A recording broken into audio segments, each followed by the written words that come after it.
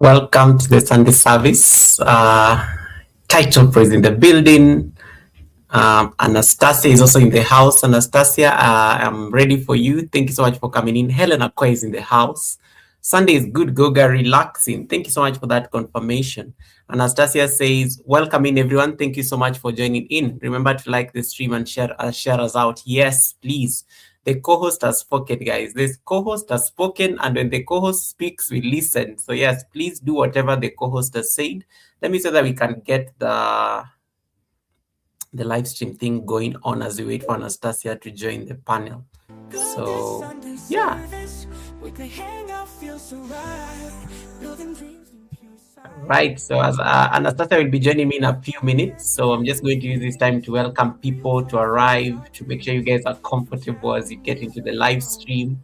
Can have a quick chit chat, confirm for me that the live stream is running on her side as well. Hey, Novelty Queens, welcome. Novelty is going to be interviewing Red Room, I think, in about 6 hours. Novelty, I like your strategy of interviewing content creators. I think that's an amazing thing. Let's see how that goes. I think I like the experimentation, and I'm looking forward to your first interview with Red Room. And then I also see. Wait. The chats are flying, and I've just started the stream. Ooh. Bev Artist Kitchen is in the building. Welcome, Bev. Nice to see you. Jaden is in the building. How are you doing, Jaden? Welcome. Jaden, have I spoken to you this year? Happy New Year, Jaden. Happy New Year. Jaden, you do know you are coming to the Sunday service one of these days. But I will make sure I reach out to you. Don't worry. I will let you know, because I know we were supposed to do something last year. But life is always life. We will make sure that something happens. And then I see Crossdale is in the building. Welcome, brother Crossdale, and thank you so much for the support you always give us, especially on this Whitey Streets, the replay button. I don't take it for granted. Thank you so much for that. Blessings Goga and chat, and Crossdale is one of my honored channel members. Thank you so much, Crossdale. Jaden says I'm on your side for the ending. No worries. Anastasia will raid you guys here, and then we'll figure out who we are going to raid, because I don't think Novelty Queens will have started her interview. So I will see how we can. I don't know. We'll figure it out. I don't know. I don't know how long Anastasia is going to keep us on this show. Anyway, we'll see. Hey, Annette is in the building. Welcome, Annette. Annette, welcome to the Sunday service. Thank you so much for making it. Happy Sunday, Annette. Annette, I'll be reaching out to you. I was checking your videos today, and I love them. And I think you and I can have a collaboration one of these days, because I think you need to motivate. There's a video of yours I watched, and I was like, this queen is speaking to me. You have to come and speak to the people at the Sunday service about these things, because I love that video you did. I love that video about, the version of us that people never see, the grinding one late at night, the one who has to deal with like a lot of baggage that the society does not see. I love that. I really love that video. We have to make sure that we make it happen. I hope you'll. You are very camera confident. I'm sure you'll come to the Sunday service. It's not even I'm not even asking for your permission. I'm saying it is going to happen next month. Yeah, I will ask my people to call your people, and then we can make it happen. Right. Let me see that I missed anything. Anastasia, where are you? Anastasia is so busy on the chat more than she's supposed to be with me on the panel. She's more busy on the chat than even before she even comes on the panel. Eva Kika, good evening. Welcome, Eva Kika, and congratulations. I think Eva Kika's baby just celebrated 8 weeks. 8 weeks, yeah, 8 weeks. 8 weeks. Eva Kika, congratulations on that milestone. It's amazing how that boy is growing amazingly. Oh my goodness, Tiffany is in the building. Creative guides me. Welcome, Tiffany. I see you over at Anastasia. And Tiffany, thank you so much for the membership you gave me yesterday very silently when I was over at Simon's. Thank you so much, Tiff. I really appreciate your support. It goes a long way in terms of building the community. Welcome to the Sunday service. You made it, Tiffany. You made it. Helen, my managing moderator, is like busy screaming names there on the chat. If you see Helen on my chat, please say hi to her. She's overworked but underpaid by the president. Please, when you see Helen Acquire on my chat, extend a lot of grace to her, blow her kisses, give her hugs, whatever it is that you need to give her, because she's clearly not paid enough for this job. Ola Joe, welcome, Ola Joe. Nice to see you. We got a raid. We got a raid from the world of raggers. I was wondering why the numbers have just gone up instantly. Welcome, welcome, the world of raggers. His Eminence, the DJ on the decks. He has been doing an amazing job, I think, the whole afternoon, having so much fun on his channel. Welcome, welcome, the world of raggers, and thank you so much for the raid. Thank you so much for the raid. You could have picked anybody else on this YouTube stream, but you chose my humble abode. You chose me and Anastasia Blessed for this beautiful raid. Thank you. Thank you, thank you, thank you, thank you so much. And as we always say here in Tribe Goga, may your pot bring in abundance. May your pot forever bring in abundance for the kindness you've extended our way. Achana Maurya, welcome, welcome, Achana. Nice to see you, Achana. I see Dr. Stella in the building. Welcome, welcome, Dr. Stella Soita. Ola Joe is saying hi to everybody. Ola Joe, how is our I almost used the word, how is our in-law doing? You know, that is our in-law now. How is our in-law doing? Is it getting better, Ola Joe? Just let me know how your hubby is doing. Just for us to make sure that we are sending prayers that he gets better soonest. Welcome, welcome, Ola Joe. Kwaki Lily, thank you so much for coming in through the raid. I see Kwaki Lily in the building. Kwaki Lily has hosted the Sunday service and she's all the way in Germany. Happy New Year, Kwaki Lily. I haven't spoken to you this year. Guys, don't judge me for saying Happy New Year to some people. So long as I've not seen you this year, even if it's going to be in March, I will say Happy New Year. So I've not seen Kwaki Lily this year. That's why I have to say Happy New Year. Natechovi, welcome, welcome. Wamuyu, thank you so much for coming in. Wamuyu, nice to see you, Wamuyu. I thought I saw... That's applying so far. I thought I saw Marcus in there. Marcus, welcome, welcome, Marcus. Thank you so much for coming. Marcus, when are you coming to the Sunday service? I know you've hung out with me here before. When are you coming to the Sunday service, Marcus, so that we can talk about things? Welcome, welcome, Marcus. Thank you so much for coming in. And Marcus is also my honored channel member. Thank you so much, Marcus. I thought I saw... Who else have I not greeted? Anastasia is buying me time to make sure I greet people, because once she comes here, we will not be able to I'll not have this luxury of greeting everybody by name because she'll be here.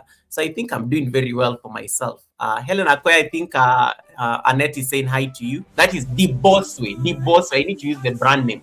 The Boss Way. The Boss Way. The Boss Way. And then Tiffany says, such a wonderful energy in the morning. And I slept for just a bit. It was beautiful. Thank you so much for the kindness you extended to me and Simone. I had a very beautiful 5-hour interview. Okay, I'm being a bit dramatic. It wasn't 5 hours. I had a very beautiful live stream with Simone TV yesterday that went for about 4.5 hours. That community really extended a lot of grace, and I think I gave so much information. There were so many receipts. In case you missed that live stream, go and rewatch it over at Simone TV's. You will enjoy it. I think it was a very beautiful conversation. And there I met Tiffany and the rest who are on the chat. Thank you so much, the World of Ragas, for the raid from Anastasia Blessed. Thank you so much, the World of Ragas. I really appreciate the raid. I really appreciate the raid. Happy New Year to you, Marcus. Happy New Year to you, Marcus. Yo, I'm at the end of the chat. Phew. We have 7 minutes before Anastasia comes up and we start the interview. So my guest today is Anastasia Blessed. I have known Anastasia for a minute. I met Anastasia courtesy of Helen back in the day when they were working at some hospital, and Anastasia used to assist. I think Anastasia used to be, what I remember Anastasia with was porridge. I remember she was bringing porridge to Helen and the rest. So that is how long I've known Anastasia. I think it's been like what, Helen? Is it 3 years or 4 years? I've known Anastasia for a minute. I knew Anastasia when she was barely at 100 subscribers, and I think I did have something to do with her getting to 100 subscribers. I remember it was a very random thing that we did, and we got her to 100 subscribers. And then she disappeared. Then she came back on YouTube. I think much later she got serious, and then she got monetized, and it was so beautiful. So I have known Anastasia for a minute, and but I did not know that behind this beautiful lady with beautiful eyes, she has the most, I think she's one of the women who has the most beautiful eyes ever on YouTube. Like you're going to see her. She has like the most amazing eyes. And I'm not saying that because, in any way like objectify her or anything, but I better say it's the truth. She has the most amazing eyes. It is known. But I did not know behind the beautiful eyes, behind that story, there were some struggles she has been through. And one of the reasons she started that channel was to help people navigate these kind of challenges, both men and women. So today's conversation is going to be a bit heavy, and it's important for me to give that disclaimer early now. It's going to be a bit heavy, but in case you need to get your tissues, in case you need to get your Bible, in case you need to get something that will anchor you, your mala beads or things like that, please get them, because this is going to be a very strong conversation about healing.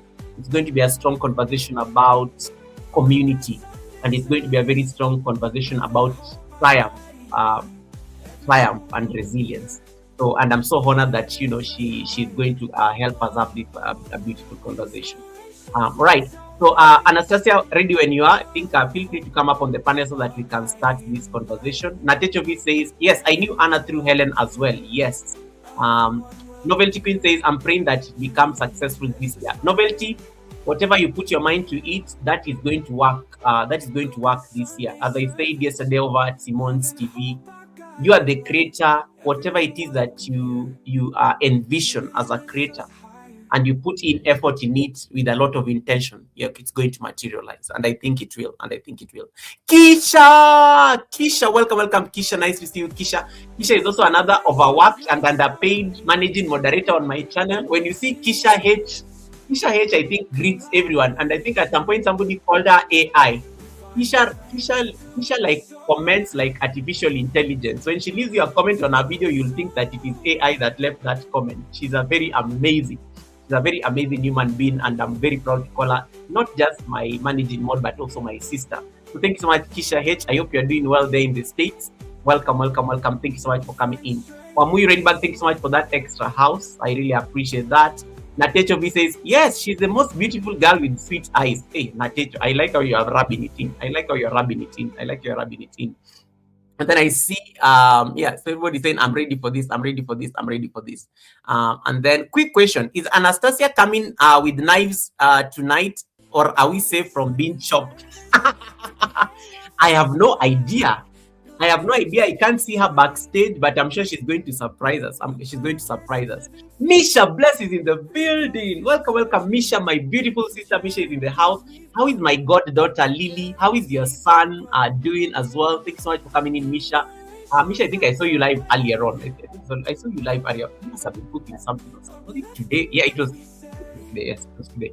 Yes, welcome, Misha. Nice to see you. Thanks so much for coming in. I hope the kids are doing well. I hope your future husband is doing well. I hope your fiance is doing well. Do we start calling him husband? I think he's still technically future husband, right? Because the wedding I'm being invited for the wedding, so I've not attended the wedding. So until I attend the wedding, let's use fiance for future husband, dear future husband. Thank you so much for coming in, Bishop Bless. Nice to see you. How is the UK? How is London this evening? How is London? Crossdale is saying hi to people, Misha Bless, and some people. Marcus is like greeting everyone. Guys, please say hi to Marcus. Is 7MJB9. That is my amazing brother all the way from Germany as well. There's a joke around this chopping business that Ragas is asking me about. Anastasia is going to discuss this chopping business, and we'll see what happens. Whoa! Thank you so much for the gifted memberships. The Word of Ragas just gifted 5 lucky people memberships over at Anastasia's live stream. Let me see who these people are so that I can announce their names. And scream it. Congratulations, everyone. Congratulations on those getting those memberships courtesy of His Eminence. Let me start saying it like Oprah. Wamu, you're a member. Pauline Kanini, you're a member. Marciano, you're a member. Charity, you're a member. Winston Chronicles, you're a member. Courtesy of the World of Ragas. Thank you so much for that, the World of Ragas. I don't take it for granted. That is a huge and amazing support that's going to go a long way in terms of supporting that channel. And yes, guys, sorry, I forgot even to say, in case you're like on my live stream, please click the link, the pinned link will kick you over to Anastasia's live stream. Anastasia and I are multi-streaming, so we are doing live streams both on my channel and her channel, and the best support you can give is jump over there. You can watch the show from there today. You don't need to be on my channel. I really don't care whether I have 0 people watching. The fact remains we need to support the co-host. So once you've given me my thumbs up, feel free to jump over and go over to Anastasia's side so that you can watch the live stream from the other side. All right. But thanks so much, the World of Ragas, for those 5 memberships. And congratulations to the winners of those memberships over at Anastasia Blessed. Anastasia, I am ready. Please come up on the panel so that we can start. These people came to see you today. Please come up on the panel, Anastasia. We are ready to get this show on the road. And then I see JD is in the building. Welcome, welcome. Anywhere, anytime, JD. Thank you so much for popping in. Jaden is like saying, "Oh my God, yes! Oh my God, yes!" There's a lot of generosity. There's a lot of love that is flowing on the chat, and I really appreciate that. And in case you don't know anybody on my channel and you're meeting them for the first time, just type Goga on the chat. My Nightbot will drop the link. In case you have seen somebody you've never seen in this community and you want to connect with them, please say hi to them. It doesn't hurt. Say hi to them and then tell them who they are, tell them who you are, and then they will tell you who they are, and then you guys can become friends. In case you are single and searching, you never know. You may be lucky. The Sunday service, people normally meet their better halves, and they are better, or they are full, or better even they are full. So in case you are single and searching, you never know. Say hi to somebody at the Sunday service. People, I do have, there's a couple that met on my, not on the Sunday service, there's a couple that met on my YouTube channel, and now they are married, and I wasn't invited for the wedding. That's a different story, but that's a different war I have with that couple. But yes, good things happen. So in case you are searching, please say hi to somebody, and in case you see somebody has a very beautiful picture that you've never seen before, I mean, do whatever it is that you need to do. Shoot your shot. that is so unrelated. I don't even know where that idea came from, but I'm just saying a lot of things happen at the Sunday service. A lot of things happen at the Sunday service. Let me see. Helen, can you whip for me my co-host? I don't see my co-host behind this on the panel. I'm waiting for my co-host. Let me get Helen to whip for me my co-host. And then I see that was I just caught myself, and then I realized, okay, Goga, that was a bit unnecessary. It was not even necessary information, but I don't even know why I decided to volunteer it. And then once again, guys, we have oh my goodness, beautiful I Am Colored is in the building. That is also another beautiful queen I'm hoping to host at the Sunday service. She's written a book, by the way, and I'm going to host her one of these days. Beautiful I Am Colored, welcome. My people are going to reach out to your people. Remember last year I told you that you have to come to the Sunday service and share with us that story, the book, and why, what made you join the YouTube space. Very inspiring people are meeting on these YouTube streets in the last couple of months, and I can't wait for them to come and share their story with us. So beautiful I Am Colored, welcome. Nice to see you. Crossdale, thank you so much. Crossdale, I know it's working in the background, but I really appreciate the support. Don't worry, Crossdale, I will make sure I raid you over to the next live stream. I will make sure that I raid you to the next live stream. Natechovi says, guys, you better say hi to me. You never know. I might be your dancer for hire in your wedding. Yep, I like how people are selling their businesses here. So now you clearly know she dances for a living. Yes, she dances for a living. I love that. Hey, talk about taking advantage of an opportunity, because I said something, now she has to start selling her business. Misha Bless, thank you so much for that super chat. Oh my God, I got a blessing from Misha Bless. Guys, I just remember I need to set up my goal. So Misha Bless has just reminded me. Thank you so much.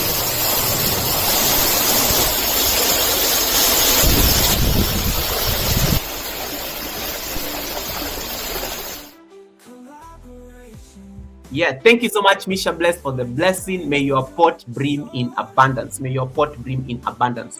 you so much for that blessing. I don't take it for granted. And yes, guys, feel free to engage with our dollar sign. We welcome super chats, we welcome memberships, we welcome, what do you call it? The other thing. We welcome super stickers. I would have said we welcome gifts, but I'm not Americans, and I don't have so I don't have access to gifts like Americans. But hopefully YouTube is going to give me the gifts one of these days, and we'll be able to make it happen. So we are co-hosting the live stream with both Anastasia, so on both channels. So feel free to support either of the live streams wherever you're watching from. But I suggest you keep your TV on Anastasia in case you're watching from Anastasia's side.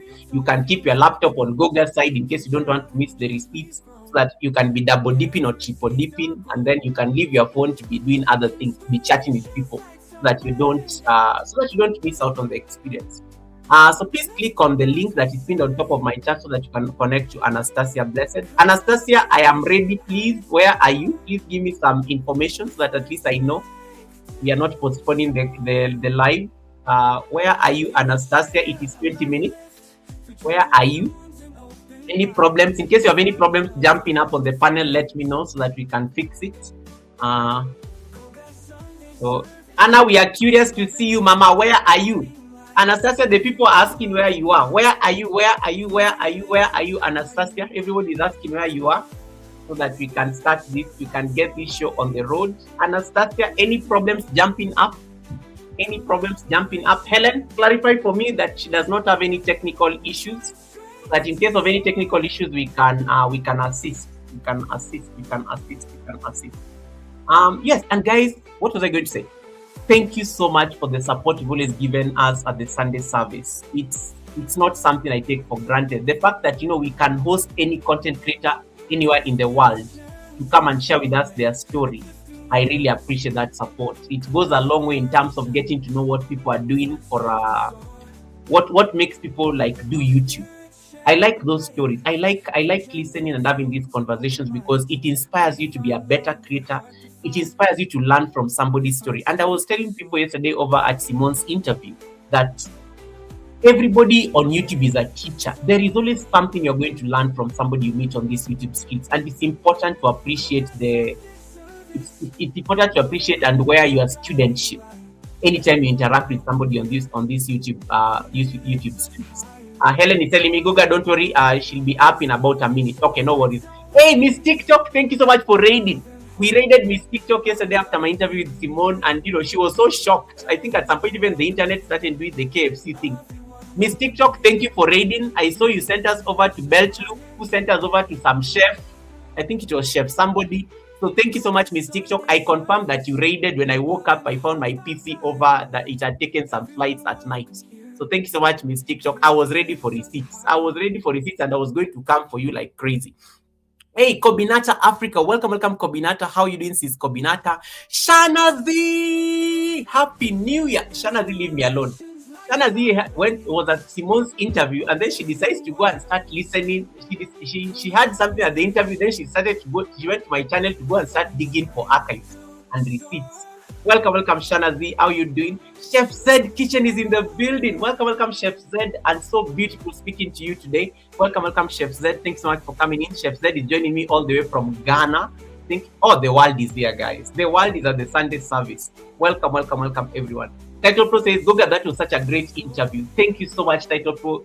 You guys made it so warm. You guys made me feel so nice over at Simone TV.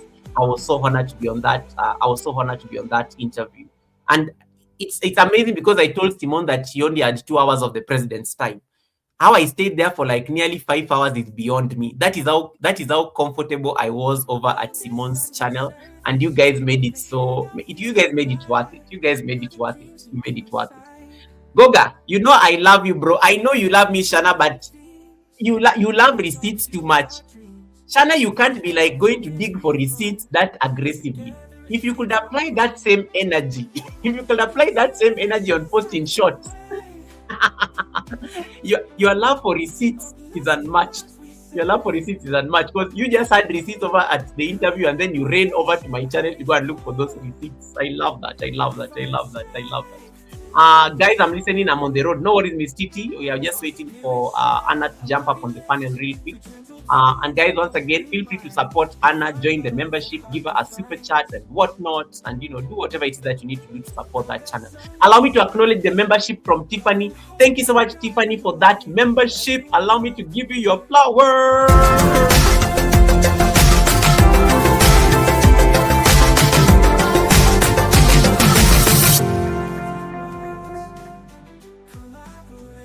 Welcome to the Green Army, Tiffany. I really appreciate the support. I really appreciate that membership. Thank you so much. And Misha is saying that she's sharing food to eat. She's sharing her food. Misha, how are you so generous with food today? You never share you never share your food with us. Thank you so much. Anastasia is here, guys. Let me just allow her to get the technology fixed, and then we can start. Let me allow her to get the tech fix and then we can start. Thank you so much, Anastasia, for joining the panel. I think let me have you set up and then we can come in. Chef Z say thank you for your time today. You're most welcome. I'm glad you were able to solve a problem that you had been battling. And thank you so much for that. Hey, I see somebody here. VW Without Borders. Welcome. VW, I don't think I've ever seen you on my channel unless you change your name. VW, welcome without Without Borders. I'm just saying my own things. I'm just thinking of a Volkswagen. How did I just start thinking of a Volkswagen? Almost saying Volkswagen Without Borders. VW, welcome VW. Where are you watching us from? Welcome VW. Somebody must have shared us out. Thank you so much, VW, for joining the Sunday service. You're most welcome. You're most welcome. Anna, are you ready so that I can bring you up? Anna, are you ready? Oh, VW is from South Africa. Yeah, it's the first time I think I've seen VW. So I think welcome to the community. South Africa is my second home, by the way. South Africa is my second home, VW. So I'm so honored to have you here. Akashi Chris is in the house. Chris! Akashi! Welcome, Akashi. Beautiful live stream last weekend. Thank you so much, Akashi Chris, for coming up on the panel. I thought I saw... Oh, Chef Z shared you. Oh my goodness. Thank you so much, Chef Z, for bringing somebody new in my community. Thank you so much. VW, you're most welcome. You're most welcome. You're most welcome. Trini Dedian living in Finland. Welcome, Trini. Trini is going to be at the Sunday service next month. I am so excited for that conversation. I think Trini will also be over at Novelty Queen next week. So beautiful collaborations going on these YouTube streets, and I can't wait to have Trini come up at the Sunday service next month. Charity, welcome and congratulations! You just got a membership courtesy of the World of Ragas over at Anastasia. That is why you have a badge next to your name, Charity. So congratulations on that membership. Let me see. Let me see anybody on the chat. Today I'm all caught up. Let me check with the co-host whether there's a problem because it's taking too long. So I don't know what is happening. So give me like a minute. I'm putting somebody in charge of the chat. Chef Z, you are in charge of the chat. Say hi to people. Do anything you need to do. I'm coming back shortly. Let me just confirm that the co-host is fine because it's taking too long, so that we make sure that we don't have a problem.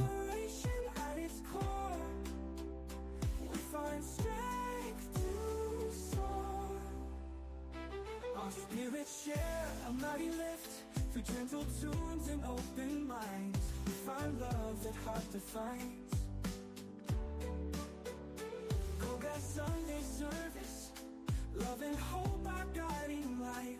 Everyone welcome here. Unity lifts us higher. Inspirations lights our ways. Lifting words. Collaboration. We find strength to soar.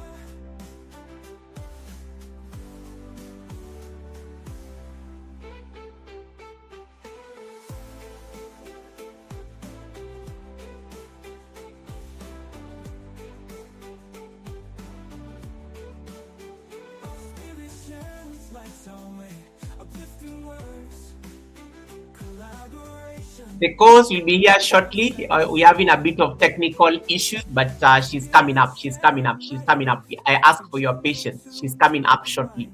Bit of technical issues, but she's coming up. Let's see. There she is. Let me get her to fix her tripod. Hey, SMS, welcome. God will never fail us. Welcome. God will never fail us. Thanks so much. How you doing? God will never fail. Shana is, I think, why am I saying Volkswagen? V is saying hi to you. VW, I have baptized you today. So in case you hear me say Volkswagen, I apologize. Sometimes I just baptize people based on how I want to remember them. So don't worry, in case next time you come here and then I say Volkswagen, it is not personal. It's just because I was thinking of a VW when you walked in. Anastasia is here, guys. Anastasia, are you ready? Yes. Perfect. Welcome, Anastasia, guys. Look at that beautiful lady. Look at that. So I know why you are delayed. You are clearly dressing up. You decided to go and dress up Anastasia. I have to. Look at this. She clearly decided that this way, like it's time to go come to the Sunday service. When she decided to go to her closet and start like dressing up for the Sunday service. Look at this. She looks Yes. amazing, guys. She looks amazing. She looks amazing. She looks amazing. I love the smile. I love how you are radiating. I love the flower thingy on your hair. It looks amazing. It looks amazing. Guys, take a moment and just type AB on her chat. In case you're watching the Sunday service, I want you to jump over to Anastasia's live stream and then just type something for her. Just let's make sure that she feels nice and warm and welcome. Yes, I like how people are just giving you your flowers. Wow, she's so beautiful. She's so beautiful. She's so beautiful. Yes. Thank you, So Bessie. everybody's just getting excited. Finally, you are on the. I told you they came to see you today, not me. They came to see you, not me. That is why they're like, "Where is Anna? Goga, where is Anna? We are kinda waiting." And I'm like, "Yeah, she's here, guys. She's here. I know you are waiting for her. She's here. She's here. She's here. She's here. She's here." So To everyone. Thank you. yeah. So thank you so much, everyone, for the Sorry for that. compliment. Right. God will never fail us. He's saying hi to Volkswagen. Sorry, he's saying hi to V without borders. Shana is asking, "Are you single?" Asking for a friend. Hey, we've not even prayed and you're already harassing my co-host. Shana, can you behave or you will be kicked out of church? we've not even we've not even started the Sunday service and somebody's already. Are you single? Asking for a friend. Which friend? We know the friend you are asking for. We know you are the friend. We know there is no friend you are asking this question on behalf. Look at this one. Look at this one. Yeah, too much receipts even before the Sunday service starts. Too much receipts. I see. Let me say it to a few people here. Sana is saying, "Goga, we promised to pull up for Anna, and we did. We see you too. Thank you so much, Charity, for that." Winston Chronicles, welcome, and congratulations on 100. And congratulations on 100,000 subscribers. Welcome to the club.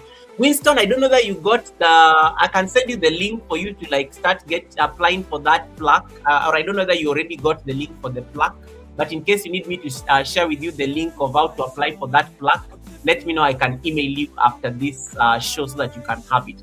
Mr. Sam Kendirim Agoha, all the way from Munich. Thank you so much for coming in, my brother. Thank you so much for coming in. Nice to see you, Sam. It's been a minute, but welcome. Thank you so much for the support. Winston, you also won a membership over at Anastasia's live stream, courtesy of the World of Ragas. The World of Ragas gifted some membership, and Winston, you're one of the lucky winners of that membership. So congratulations. Right. Guys, without further ado, allow me to introduce the guests so that we can get this show on the road. Right. So let me see. So in case you have not yet connected over to Anna, jump over and watch from Anna's side so that you can support her. And I like what my brother Sam Kendirim Agoa is saying. Sam said something very nice. Guys, we must keep this energy until victory is won for everyone. I love that statement. And I think that is really the essence of the community, and that is the kind of support we really want. In this particular community.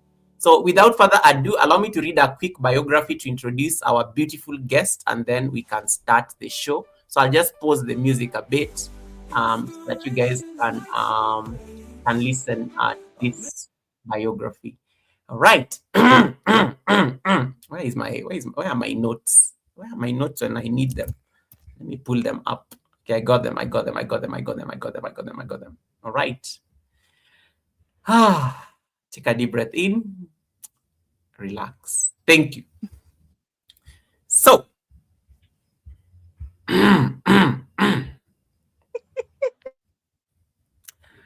Anastasia Blessed's story is one of quiet courage, deep humanity, and unwavering compassion. She created a YouTube platform with a clear purpose: to reach mothers and fathers who feel rejected, overwhelmed, or worn down by life's hardest season. Through sharing her own experience, Anastasia reminds others that pain does not have the final word, and that even in the most difficult circumstances, it is possible to rise, to heal, and to keep going. She knows loss in its most devastating form. Anastasia lost her only son, and in the midst of that heartbreak, she faced circumstances that no parent should ever have to endure. What stands out, however, is not the tragedy itself, but the strength she displayed within it. In a moment that could have broken her completely, she held on to love, dignity, and faith, choosing endurance when surrender would have been understandable. Beyond her personal journey, Anastasia is known as a rare kind of supporter. She shows up for people fully and generously, without discrimination, without judgment, and without ill will. Her kindness is not selective or conditional when it comes to not just chopping vegetables, but also interacting with the community when she's making the chop chop happen. It is simply who she is. She carries empathy into every interaction, offering encouragement, presence, and understanding to anyone who needs it. Anastasia's life is a testament to resilience rooted in love. Her story does not ask for pity, it offers hope. It tells every parent walking through darkness that they are not alone, and that even after unimaginable loss, it is still possible to stand, to support others, and to choose compassion over and over again.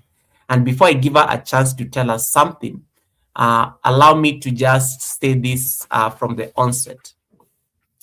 Today's conversation touches on very personal and sensitive experiences, including loss and grief.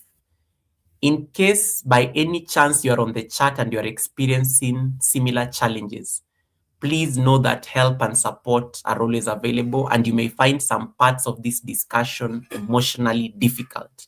So in case it's very heavy for you, please make sure that in case it's going to be a trigger in any way, please feel free to seek any help or support that you may need, just in case the conversation gets very difficult. Anastasia, welcome to the Sunday service. I may not have done it justice, but please introduce yourself in the best way you know how to these beautiful people who are watching us right now. Well, thank you so much, Mr. President. I'm really honored to be here today. And I'm happy to know that at last I can reach someone with my experience, my story. And that is the thing I desired for so many times. And I think the life of starting this channel, it has played a great role for me for my healing journey. I want to welcome everyone. Thank you for those who have given me blessings even when I was away. I am so sorry to be late. I was attending to something. I am Anastasia Jerry Karaoke. Karaoke is my surname, my daddy's name. And I am a mother. I'm a mother of 4 girls. And I think you will know me as we go on with this story. I hope I have said something, Mr. President. You're most welcome. No worries, Thank no you. worries, no worries. Thank you. I can see your assistants are helping you and stuff. Can see your assistants there. Talk to us about motherhood. I always love the introduction that guests normally choose. And for you said I'm a mother, and there is something very profound about why that is important. You could have said you are a chop chop lady. You could have said you are you could have said you could have said many things. You could have said you are a farmer, but you said I'm a mother. Why is motherhood very important for you, and why talk to us about motherhood as an experience? Yeah, motherhood is very important for me because when I was growing up, I didn't have a chance to experience the motherly love. Since I was 2 years old, I didn't experience the motherly love, and that thing made me to be serious in motherhood, because I know the feeling, I know the challenges of especially a girl without a mother. And that is why motherhood is important in my life. Wow. Okay. And guys, once again, thank you so much, the boss. Allow me to acknowledge this super chat we just got and the blessing. Thank you so much, the boss, for that blessing. I don't take it for granted. Thank you so much for that blessing. May your pot brim in abundance. May your pot brim in abundance. And guys, please make sure you give Anna some bit of love. So just drop her. Anna, what is your favorite color once again? Pink and gold. Pink and gold. So make sure you drop her those pink and gold hearts on her chat, just to make sure that you're affirming her, you're affirming this beautiful mother that is on the screen for us today. And you can even compliment her. I like how she turns up for these events. Like, she always looks amazing. Some of us just look like we walked in, like we just woke up. But she, she put in some work and some effort. I thought I saw Stephen, my house kid there. Welcome, Stephen. I see Simone TV in the house. Thank you so much. Thank you so much, everyone, for coming in. My moderators are doing an amazing job making sure that nobody feels ignored. I see my sister Priscilla Masciano is in the house as well. Winston says, you look very nice, Anastasia. I've never seen Winston compliment people like this. Like, you made Winston compliment you. Hey, let me take screenshots very fast for Mrs. Winston. Thank you, Winston. Thank you so much, my brother. I have never seen Winston give such a beautiful and so sweet comment. So let me take screenshots real quick for you. Thank you so much. And Eva, thank you so much for blessing Anastasia there on her chat with that super chat as well. Thank you so much for that. We don't take it for granted. Appreciate it. Simone TV is in the building. Simone, we were just talking about you as we were waiting for Anastasia. Welcome, Simone, and thank you so much for that blessing that you gave us in the community yesterday with the Let's Talk show. SMS is saying, Mama, you're very strong, and then is dropping your nice pink colors and whatnot. Great. Tiffany says, I'm in both chats. Yes, Tiffany, you are in both chats. I can see you both on my live stream and Anastasia's live stream. But yes, you can support both. You can let the TV run one, and you can let the computer run another one in case it's overwhelming and you want to be in both sides. I know there are people who love being there in both sides. I love the headgear from Dr. Stella. Professor Green, welcome as well. Thanks so much for coming in, and nice to see you. Anastasia, do you have like a bottle of water next to you, just in case? Yes, I have. Or you can ask. Okay, at least your assistant is there. And then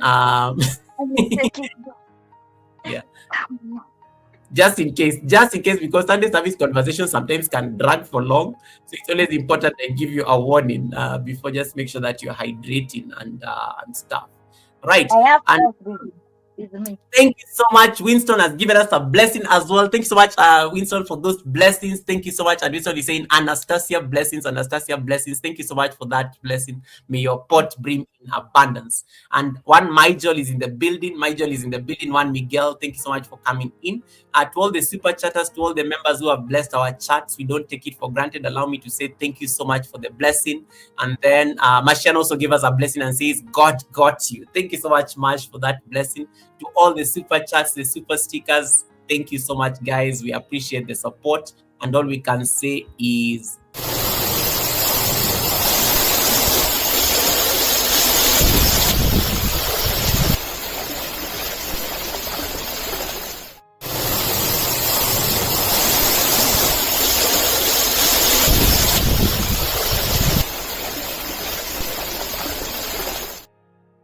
may your pots brim in extreme abundance. May your pots brim in extreme abundance. Anastasia, you said something in the introduction, and it's a bit sensitive. I'm going to ask this, and feel free to stop me if you don't want to answer. It's perfectly fine. You said you did not have the luxury of growing up with a mother, and that is why motherhood is very important for you. Why is that? In case you could share with us, what happened? How comes that that piece was missing, especially as a young girl? Yeah, thank you for that question. I can't really explain what happened because I was so young. I classified myself without a mama, but with a dad. But later, when I grew up, I had to ask my father what happened. because my mother didn't die. My mother just left and leave us alone. We Oh, were wow. 4 of us. I was the last one, 3 boys, and I was the only girl in the house. And my mother just walked out and she just walked out, and I came to know afterwards what happened, because our father tried to explain to us, and it was not easy even to my father. It was hard even to raise us, but I thank God, because as I grow as a girl, I lived with a bitterness throughout my year. When I came to understand myself, I lived with bitterness, because I was wondering, why can a mother do this to a child, a young child at 2 years old, who didn't even know what is happening? And the thing made me feel a bit live with bitterness, because I was remembering what happened that day. He walked out, because I was young, 2 years. She left me locked in the house, and she told me that she has taken my younger sister, who was like 2 months old, to the hospital, and she locked me in the house and go. Imagine now when my father came back and my brother came back from school, they find me locked in the house, and I told them, you know how a 2 years girl, a child can speak. She cannot say anything that you can understand, but I could try to tell them what my mother told me. And till today, I remember she cooked a lot of chapati and left them there. Like chapati we can eat for 3 days, and then she told me, I'm taking your sister to hospital, so you are going to stay here until your brothers come. So that was the last time I saw her. It was back 80s, and that was the last time. Not only me, the last time I saw her, our young sister. Not only me, even my brothers, even my father, even his brothers, even his parents. Wow. And yeah, that was the last time we saw her. And it is sad, because even I remember my grandmother died of depression, thinking about, where did this this daughter of mine go? And because of that, I went through a lot, because I had to be taken this house to this house to this house to look for how this girl will grow up. So it was not easy for me. Yeah. Wow. And so this is so difficult, and I can imagine I'm even just trying to, like, I don't even know what I want to ask, but yeah, let me just catch my breath. So she says she's taking your younger sister to hospital. Yes. So your dad comes back, and I'm just trying to imagine, like, even I'm sure that your dad probably reported this issue to the police, like, and whatnot. Like, nothing came out of even the police trying to do a search, just nothing. Nothing came out. My dad reported to the police. He even tried to reach out to the radio station those days. Those days there was radio station. He tried to reach out, and even her parents tried to do that, but even her own parents, so like even her own relatives have no idea where she is. Yes. So that is how I ended up to be a child without a mother, a 2 years old child without a mother. Gosh. Yeah. That's heavy. That's heavy. But talk to us about growing up as a girl, and you only have your father, because that's a very different like way to be raised, especially in our African society, where because our society is very patriarchal. It always favors the men, and men always outsource raising kids to the woman or the wife or the mother. How was it growing up now with only your dad as the parental figure, and you're a girl, and I know you have siblings, but just that experience, how was it for you, especially as a girl? just been raised by your dad? What happened, Goga? My dad decided to stay with the boys and take me to my grandmother, who had the mother to my mother. Oh wow. So he decided to take me there because he thought that is where I can grow as a girl, because now he is a man and the others are boys. So he says that I will stay with for this time I will stay with the boys. Then you can take care of this girl and I will be providing for her. But let me tell you, Goga, even at my grandmother's house, I went through a lot as a little child, because my grandmother is like, even her had started being depressed because of her daughter. I can imagine. So I went through a lot. Wow. Oof. Growing up, so you're growing up, you're becoming an adult. What is that experience like? And how is the relationship between you and your brother, who is on the other side with dad? Are you having regular maybe opportunities where you get to like meet as siblings? Just talk to us about that. So that or are you just permanently with your grandma, with minimal interaction with your dad and your brother? What happened, Goga, after my dad, after some years, my dad noticed, like, when he come to check on me, I am like someone who is not even, I am someone like I am cold, right?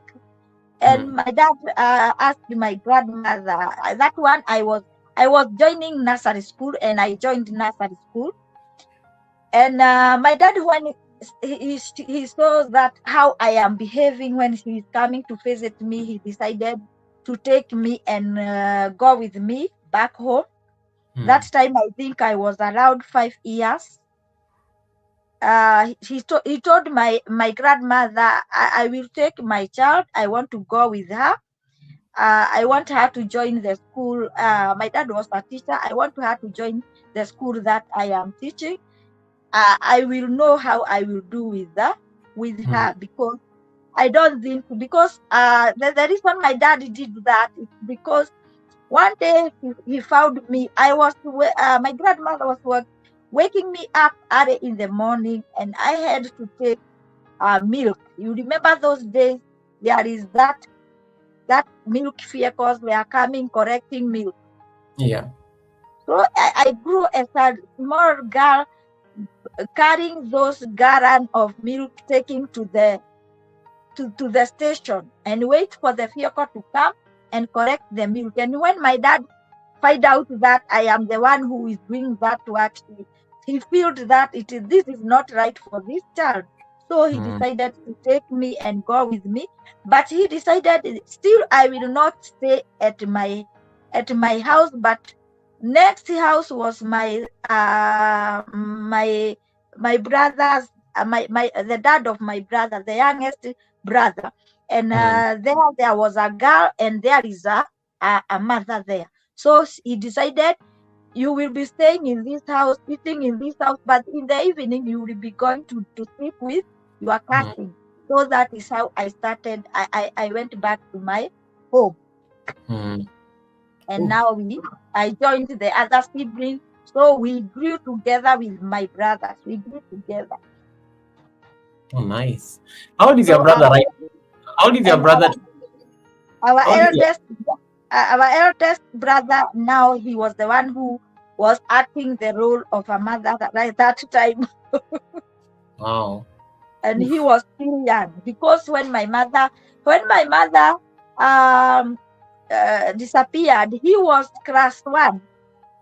Yikes. So wow. He was not, even him, he was not that big boy. He was a small boy. Yeah, because he was pretty young, because at class 1 he's probably about like is it 7 years or 6? 7 years, around 7 years. Around 7 or thereabout. Wow, that's a lot. When I was coming back home, he was about 11 years there. So wow. He was a bit a big boy who could cook for us, who could do everything for us. So he was acting the role of a mother the time I came back from my grandmother. How old is he today? He's now an old. He's not old as that, but he's a big man right now. Even his children, they are married. He only Nah, one is wow, okay, okay. His kids are married, but clearly, yeah, he's yeah. he's old. He's not a big man, Oh, an old nice. man. Not that old, but he's looking at me now. Think of my older brother. Yeah. Yeah, Oof, he's I now. like that. I like that. And what about dad? My dad passed on after. Yeah, my dad passed on like 10 years ago. I think it Oh, is sorry. 10. Yeah, Oh, wow, he sorry. passed. Yeah, I had that thing. I will tell you the years he passed on. And December is the toughest month of my life because he passed on December. Oh, wow. When Sorry. we are on the December, the week of Christmas, that is when he passed. Oh, wow. Okay. But when he left this world, you are an adult, I'm assuming. So you are an adult. Did he get to see at least his grandkids and both from Yeah, yourself and your brother? yeah. He Okay. happened to see all my brothers, kids, and even Jennifer. He passed on when even Jennifer was like 3 years, around 3 years. Oh, okay. Oh, yeah. To the people who don't understand who Jennifer is, maybe you can explain to them who Jennifer is. You said you're a mother. I did not ask you, you're a mother of how many and whatnot, so that we can get that out of the way. Jennifer is my daughter, the youngest daughter. Many of you know Jennifer because sometimes we joke with her there Yes. when she's here, but right now she's not with us. She's already Oh. at school. So you say that's your youngest daughter. What about the others? There is the eldest daughter where we will come there. We will come there when I will start saying about me becoming a mother now. Okay, that's good to know. Yeah. Right. And guys, feel free to ask Anna any questions. Feel free to drop hearts. And thank you so much for the support. You are really, I like how people are sending you hugs and hearts on the chat. They Thank just you, enjoy everyone. a lot of beautiful love on your chat. And you got a super chat from the world of Ragas, who is busy. Anyway, he has earned it. I have to do what he has asked. He said, he gave you a super chat there and says, "Can I have the abundance water too, please? I need to take a shower." And the crown thing is sorted. Yeah, he just wanted to like secure his crown until the end of your live stream. And if he asks, I must make sure that I give him his water now that he asked for it. Here you go.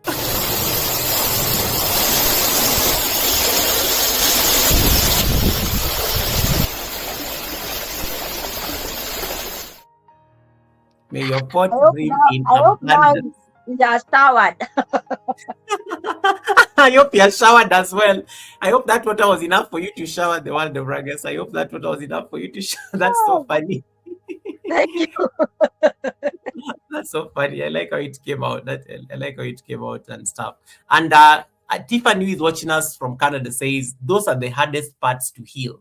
They get hidden deep beneath all the other struggles. I think she was just making reference to, like when mom just leaves without saying anything and you have no idea. Like the reason I'm actually having difficulty just reconciling how your mom just left with your little sister is, it is almost easier when you hear somebody died, because at least it gives you closure, like at least they're no longer in the world, either something happened and you lost them. But somebody just disappearing off the face of the earth and nobody even knows where they are. It's very difficult to actually close that chapter. And I know even like from where you sit today, I'm sure sometimes you're always wondering, what if she returned today? Like what if? It's very unsettling. How do you like handle that feeling? Because for me, I think it's just so heavy. So heavy. Even thinking of that. Yeah, that sister, very close sister that she was carrying, you know. yeah, because she may appear one day if she's still alive, and it's a possibility, and it's just so much to be able to like deal with that. And I think that's why she says you had to heal in confusion while others were trying to heal too. It's much more confusing because everyone has to heal in their own way. And I think we are Yeah. going to talk. We are going to talk to talk about that. To the people who don't know, you are Anna, so you are Kenyan. Where did you grow up? How was the which part of Kenya did you grow up, and how was that experience? And into shaping who you are as an adult. Yeah, I grew up in Katodo North.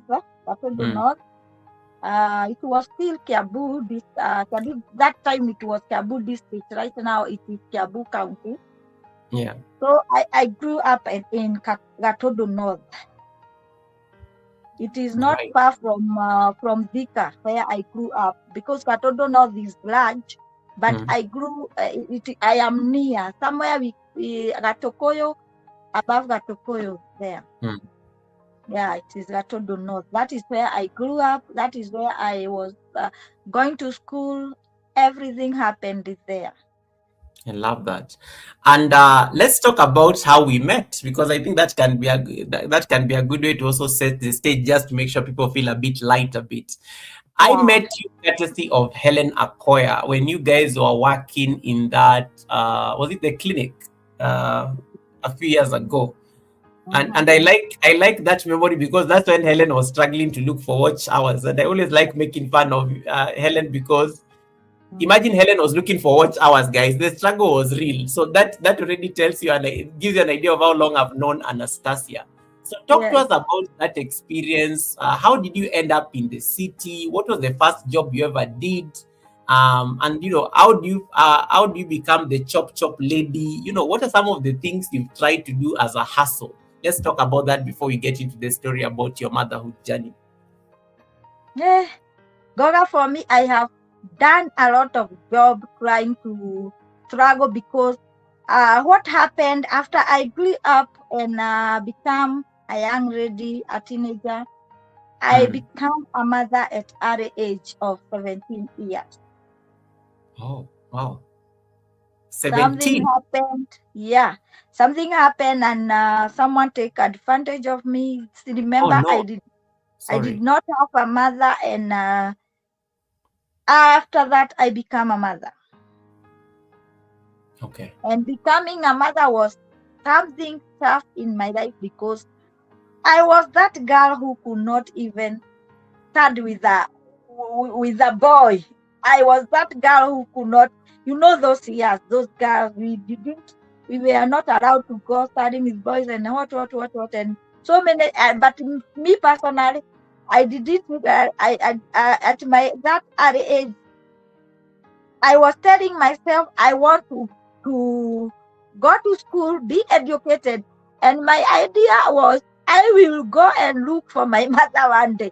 And so I was serious, and I was not going out with people, what, those kind of things. I have never done those kind of things. So I was like living alone, even the school, but I was thinking about so many things. Because I remember when I was like 10 years, I could come back to school and kneel down every day and pray.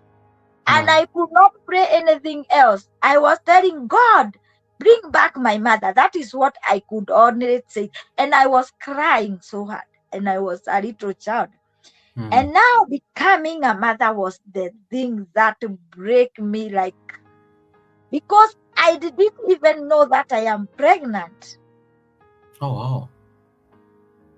So I was informed to, and I was going to school, because this is something has happened to me, and this is something that I have never did, and I was not even imagining that I am pregnant, because I was not even trying to imagine what happened to me that day, and because it was bad, and I could not believe that I am pregnant. And I went to school until the last day, let me tell you, Bob, because I loved the school. And it was a day school. I was working a very distance from home to school. But my teacher is the one who called me and tried to counsel me, because many teachers knew that I don't have a mother. Every school that I was going, they knew that I don't have a mother. So I had to have one teacher ready to mentor me. So that lady, that was the one, a history teacher lady, was the one who called me and told me, because that day I vomited in the class. Wow. And she called me and told me, you know one thing, Anastasia, you are pregnant. Have you gone with a boy? I told her no. And she was like, if you have not gone with a boy, then what is happening? Because you are pregnant. And I cried so much. And now when I was crying, that is when I told the teacher what happened. And that is when the teacher was like, now, Anastasia, why did this happen? Who did you tell? I told her, who could I tell? Who could I go and tell? I was one girl who was not speaking with people. Who could I go and tell? I went to the house and I marked a calendar of the day that thing happened. I marked the calendar and I wrote something there, and I cried so much. And that calendar was there. I think even today, if I can look to that paper, I can get it, because it's something I have kept for so many years. Because what happened that day, I could not forget it. It could not come out to my mind. And that is when Peter now decided to tell me to come with my father, so that she can explain to my father how, because my father right now, I think even him don't know. And then when the community knows that I am pregnant, that time they started saying, this girl, she didn't go with the boy.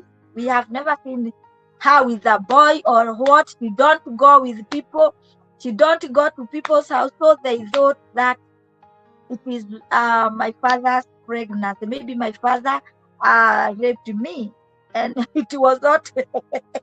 So there was a lot of questions, because how did this girl get here?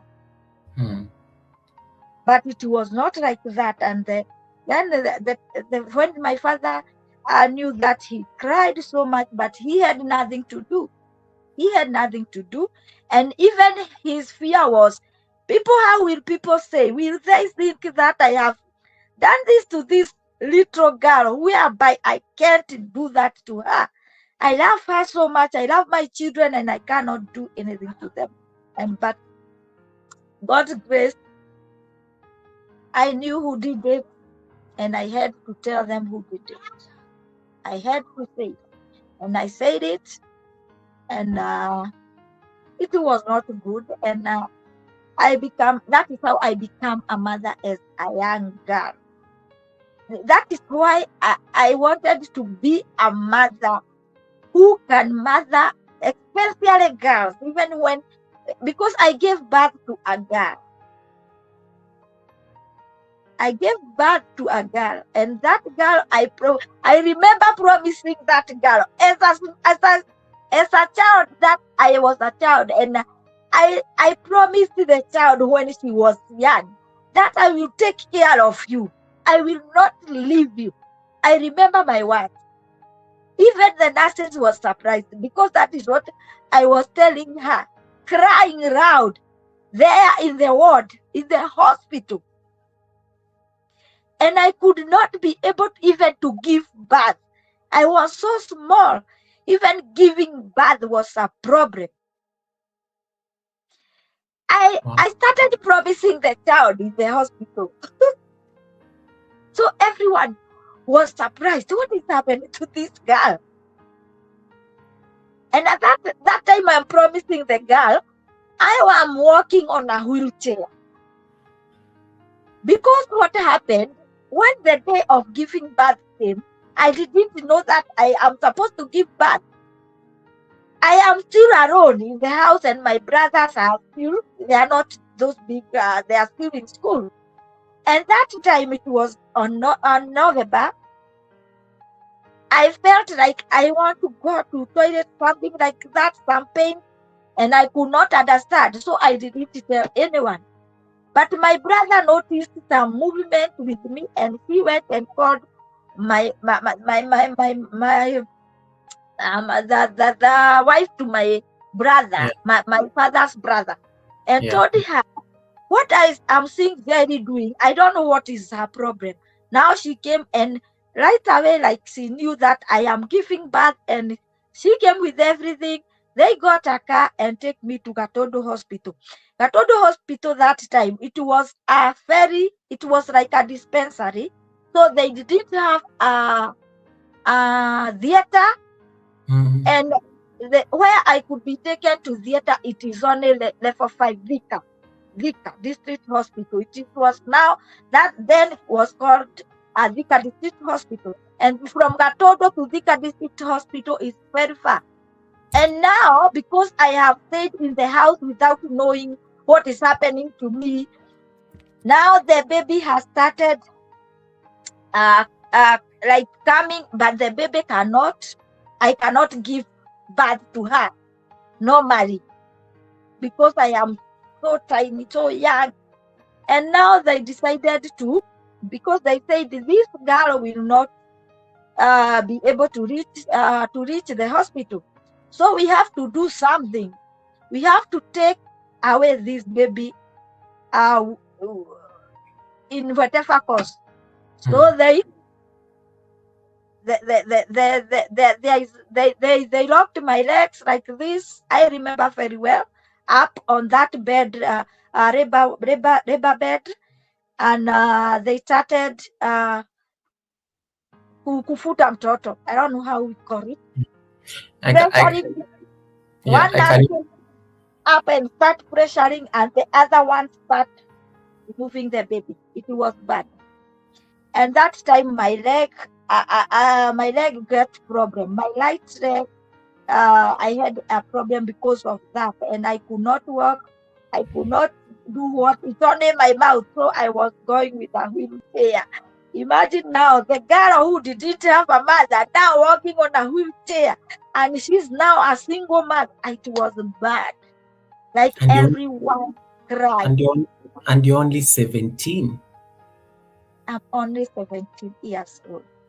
And that is time I didn't know whether I will die or I will live, but I'm still promising my daughter that I will not leave you. Imagine such guy. Yeah. Wow. And that is how I became a mother at early age. And now that daughter is grown up, because that is why you only know Jennifer. That daughter is grown up and she's married because she's a big girl.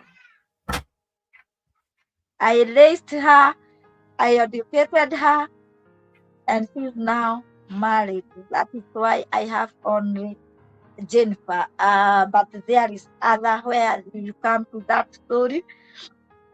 Let's continue. We will come to the story, even how the other came out after I raised the daughter like 1 year alone.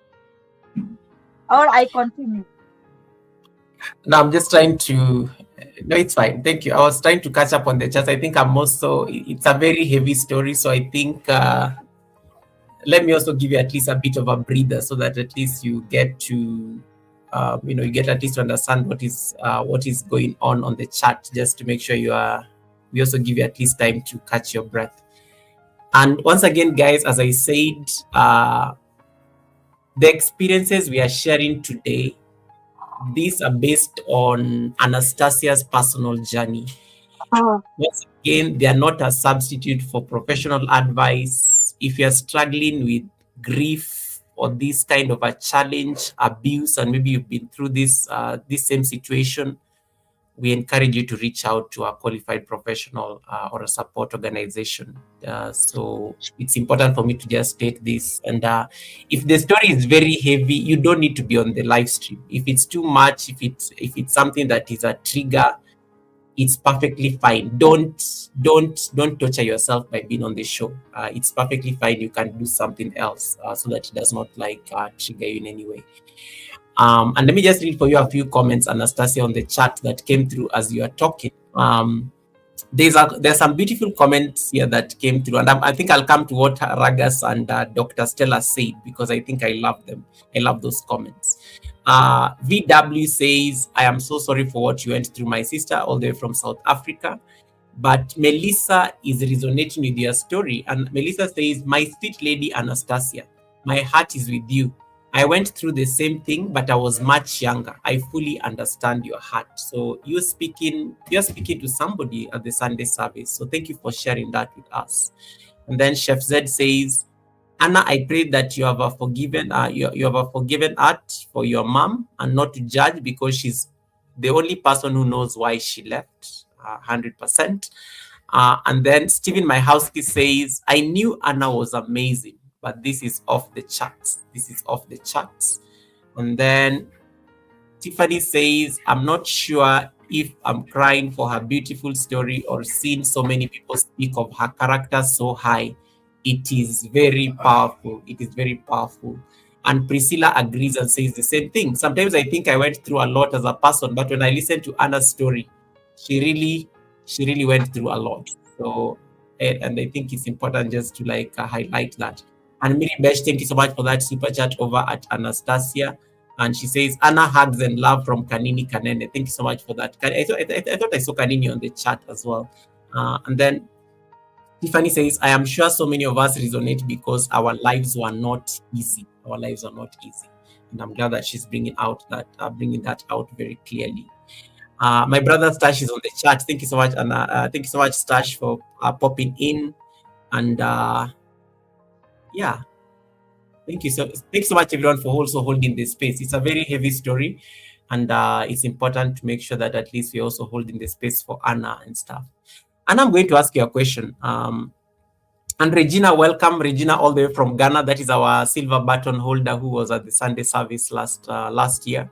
Welcome, Regina. Nice to see you. Cooking with Regina. Thanks so much for coming in. Kisha is sending blessings to you.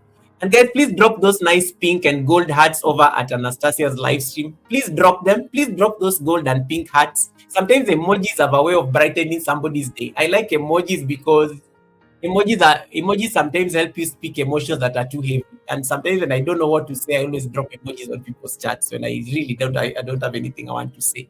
So please drop those emojis. Please drop those emojis. Belinda says, you did well, Anna, in raising her. Congratulations. The fact that you raised that girl up to now, she's became an adult. Now she also has her own family. That's a big deal. And even Anna Kisha says, amen to God, all the glory, all the glory. Simone sending love and hearts as well. Thank you so much for that. Thank you so much for that. And I'm going to ask a question that may be a bit sensitive, because I think everything about this Sunday service today is very sensitive. So you don't even know which one to leave out and which one not to. You said something very deep. That pregnancy was difficult because you are extremely young. Everybody was crying because this was just a lot to deal with. But you said something that the moment that baby was in your arms, you're a 17-year-old girl, you are a child. But where do you get the strength to start making promises to this little thing that is on your hands? Why was this important? I'm just thinking of that moment right there. What is that thing that, what was that promise? Why was it important for you to make promises to this kid? You are a child, but you're making promises to a child that you are not expecting, a child that you did not even anticipate, a child that the society was definitely going to judge you from that lens. The society had to deal with the aftermath of this pregnancy. Why was it important, that moment, making promises to this kid? Yeah, thank you so much. I told you I grew with a lot of bitterness because of my mother, and I was promising myself as I grow as a girl, and I was always saying, I will never leave my children. And I was telling myself, I was when we were talking about marriage, I could say I will get married, but I will never leave my children. I better die with them than to leave them. So I think that thing stuck to my mind, and that is when I started telling the child, because the nurses, I saw the nurses carrying the children, the child going with the child. And it was painful to me to see the child is now carried. I cannot walk. And so I was pointing the child, saying, I'm not leaving you. And I was thinking that maybe they will think of taking away this child from me because I am young. That thing came to my mind. And I was shouting to them, telling them, I can't leave my child. I will never leave that child. Yeah.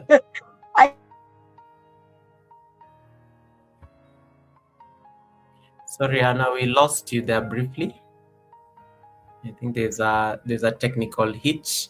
And thank you so much, Miss TikTok, for that membership. I appreciate that membership. And once again, guys, if you're not connected to Anastasia, her channel is pinned on top of my chat. Be part of that beautiful community as we continue listening to her story. That's her channel. Miss TikTok, thank you so much for that membership. I really appreciate the support. May your pot brim in abundance. May your pot brim in abundance. Thank you so much for that beautiful support. And then we also have we got a very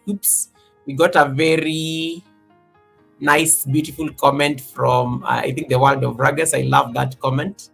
As long as I know. Yes, welcome back, Anna. Thank you. I think my network is misbehaving, but don't worry, you're back now. No worries. No technology formed against us is going to. Yesterday Simone was making a prayer on her live stream, and I liked that prayer because she said, we pray that technology does not interrupt. Yeah. I've never heard such a prayer on YouTube. It was so beautiful. Like, we should be praying even for technology. Even Father prayed for the Wi-Fi yesterday.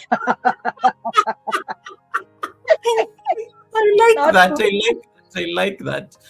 So at least, guys, when you start your live stream, can you pray for technology not to do that thing? I think it's important. I think it's a very powerful prayer, to be honest. Anyway, so let's go on. Anna, you are talking. You're on you're saying something before you froze. Yeah, I was saying that is why I think that is why I was promising the child with courage. Even though, Goga, I carried a pregnancy of 9 months, and I didn't have even a cloth to hold the child for 9 months. Even when I was taken to the hospital, I didn't have anything. I know nothing. I don't know whether I was thinking that the children are given clothes in the hospital. I really don't know, because no one told me about the pregnancy. No one was there to tell me this child needs clothes or what. So when I was taken to the hospital is the time they went out to buy things to hold the baby. Wow. You leave the hospital, so you go back home. You are a mother at 17. What is life like? What is the reality? Your dad is home, your siblings are home. Where do you even go, Anna? Like, which home did you even go to?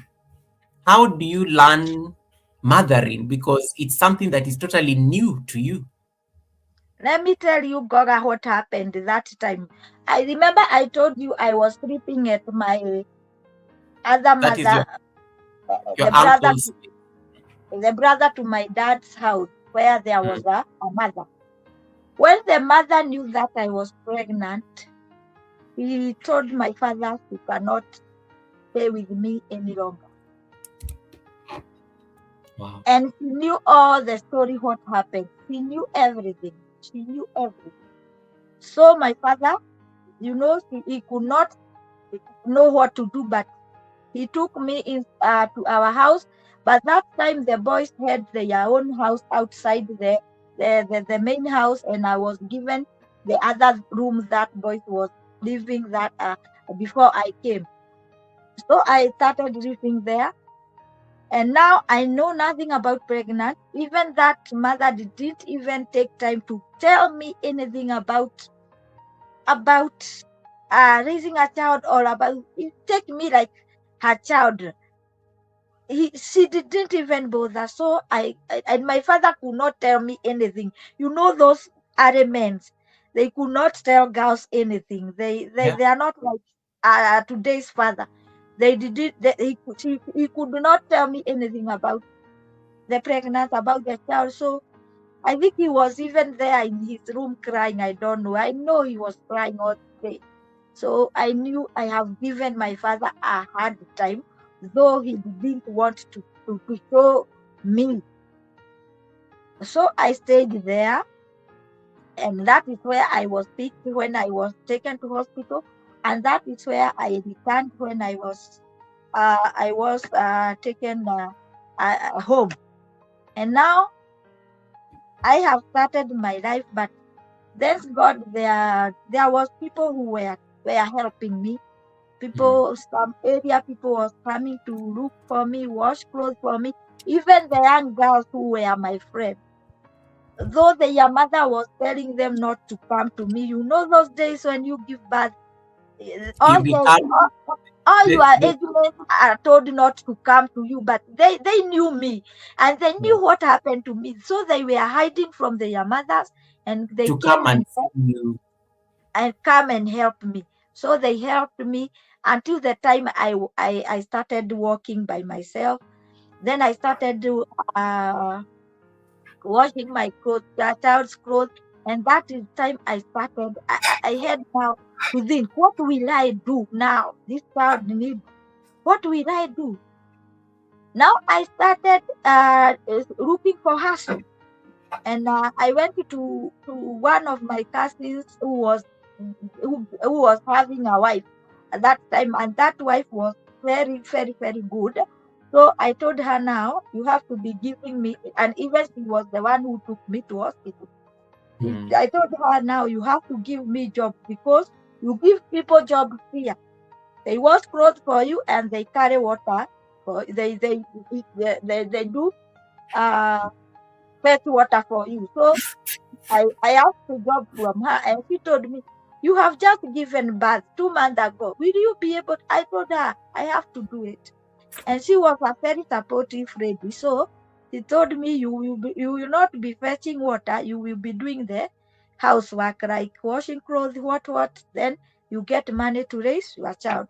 So I started doing that job. And that is how I started raising my child. Now I have to start being responsible, because who else will give me everything? My father at that time, he has retired and he had nothing. So now I have to start, and then no brother is working. No one is working. The eldest brother is the one who is now was starting to work, and he got married even before he started working. So he's struggling there. Now I have to struggle. So that is how I started motherhood. So I was carrying my child. We go there in the morning. You wash the clothes. You wash the house. Wash the utensils. Get the money. Buy food. And we ate with my dad and my child. Wow. So let's talk about you are, at least you're also becoming of age, because you shortly turn 18. Now you're an adult. The baby is growing as well. You are now looking for hustles and things like this. What was the relationship between how was the relationship between you and your dad? Because your dad is dealing with societal stigma, number one. And of course he can't show you, and I can actually see why it was important for your dad when you say he locked himself in a room, because this is the man who was struggling as much as possible to make sure there is a female figure who is helping raise you, despite, because he could not trust himself to actually be the one to raise a girl, because he knew the challenges that comes with raising a girl child. So what was the relationship like as the granddaughter is growing and you are there and, trying to find the ways to also like make something? Was he still teaching as well, or he had retired, or what was that like?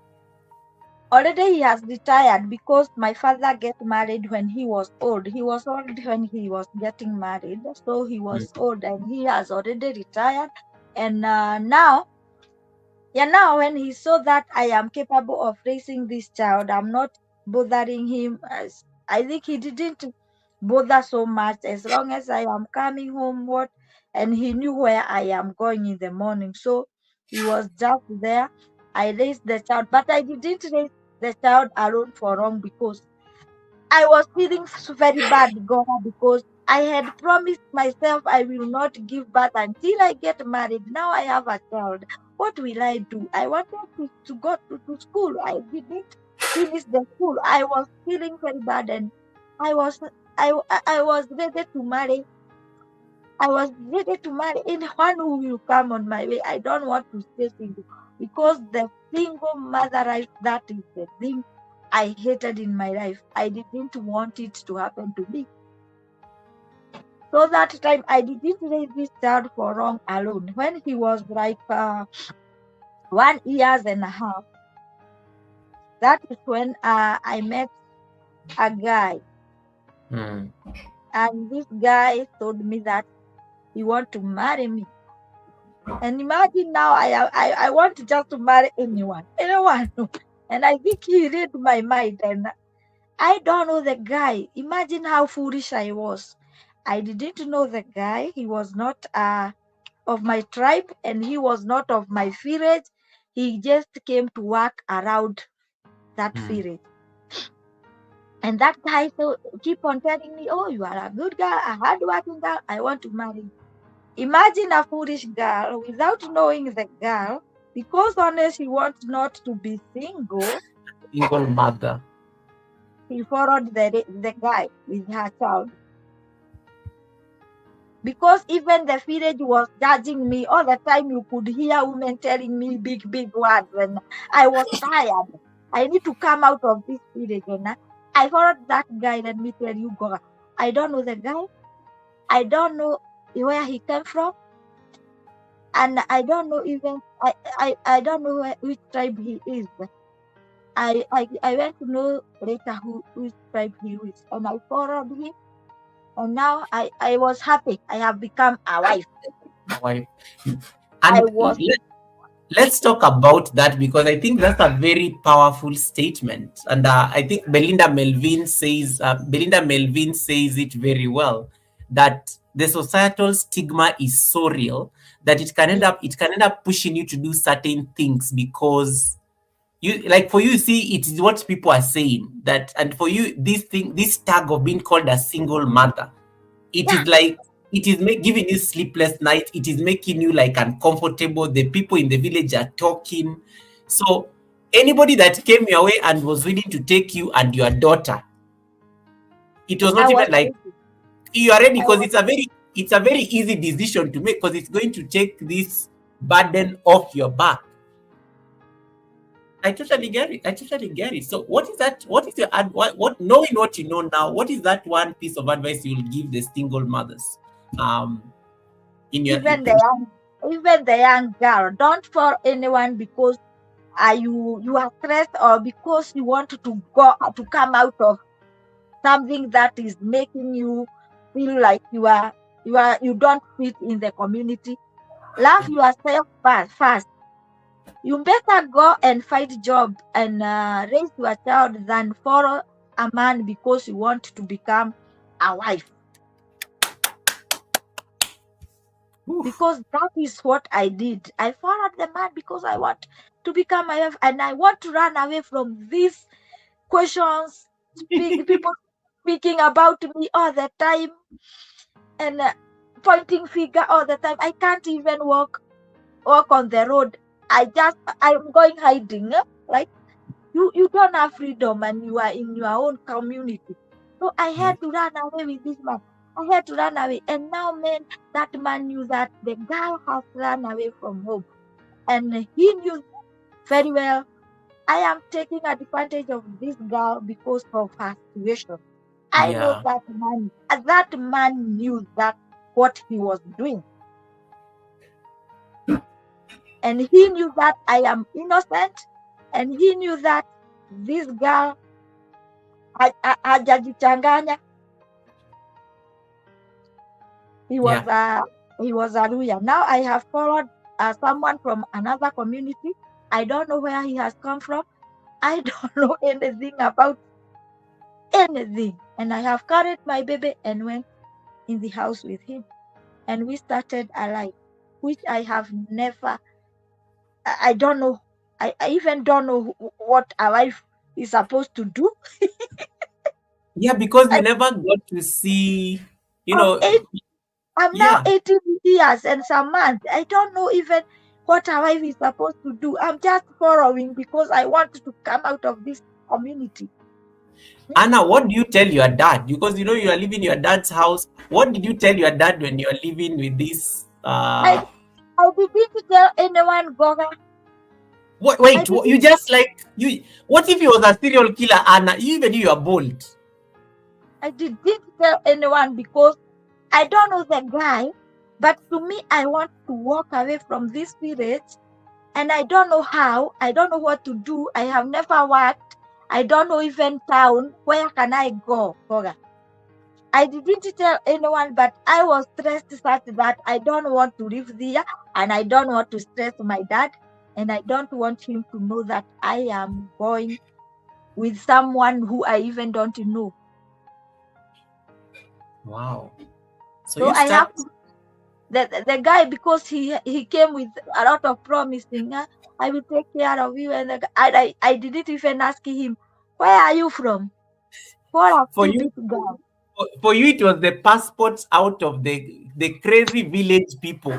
These village people are giving you sleepless nights. You are saying bye to them. I walked away. And let me, Goga, tell you, Goga, that is when my nightmare started. The others were just kionjo. That Wow. is now when my nightmare started. Immediately the time I entered that house, and where he was working, I don't know. So when we went, I could not be able to go back home. It was I could walk, but I don't know where I am now. We went at the night. I don't know how even to go back to my house. And now I have entered two. I even don't know what I'm supposed to do. And it started now, the journey of another pain. Pain. Hey, God. Wow. How far was it? Where was this place? Where did you like? Was it? It's I'm like I'm just it's like 5 kilometers from home. But I okay. didn't know the place because it is Mashambani Dani. I didn't know the place, so because I have never been there, I didn't know even how to go back because the road is a walking distance, or you go with those lorry of those farms and the tracks of those farms. Oh my goodness. Who is this? No worries. Who is calling? Guys, Anna is on TV, so please don't call her. He said Anna is I on. think it is someone. Let me mute. Okay. It is someone from home. It's someone from home asking me whether I think they want to know whether I arrived home because I didn't call them. Yeah, Okay. that is how now the journey of the pain started. This was supposed to save you, Anna. You literally, this was supposed to be the solution. Why And did I it was become? so happy. I was so happy knowing that nimefuka. I have now crossed the daraja now. I will start a home. And I was like, I will start a home no matter where I am sleeping. I don't want to know. Even the house I entered, Goga, there was no bed, only two sufuria, two sahani, nothing. And I was willing to stay in that house, no matter what. Wow. It was box. He was sleeping on the box. But on the road, you could not think. that man can be sleeping on the box. You mean Only like to you mean like cartons and stuff? yeah, that was what the bed I found it there, and I started sleeping there without worry With your baby? with my baby there, and I was okay. I didn't mind anything because I knew we can come out from something, and I was willing to sleep even on the floor, but I have to come out from that village. Yeah, I Yeah. get it. Wow. How did it become your second nightmare? Because for me, I was thinking that this could have been now a victory lap. I have a husband. I'm a wife. Now, society, where are you people? Are you seeing my husband? You know, why did it why did it become a source of agony as opposed to victory? You know, the guy, when the guy told me he want to go with me, he said he want to marry me, take me to his parents' home, and live with me as a wife. And I followed him, and I think he was a big guy, like 28 years old. So to my thought, I thought, this guy can be a good Yeah, man and a serious man because mature and he's stuff. mature. Yeah. So I followed him, and I think the guy, he wanted only just to take advantage of me for some days, and then you had to go back. So he started after 1 week. I had to. It was Mashambani in the farm, and I told him I can't stay in the house. I want to do work, some work.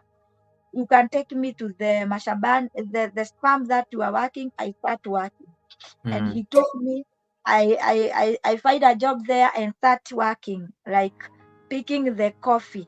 And I Wow. didn't know how to pick the coffee, like coffee of work, but I started picking the coffee and get some money.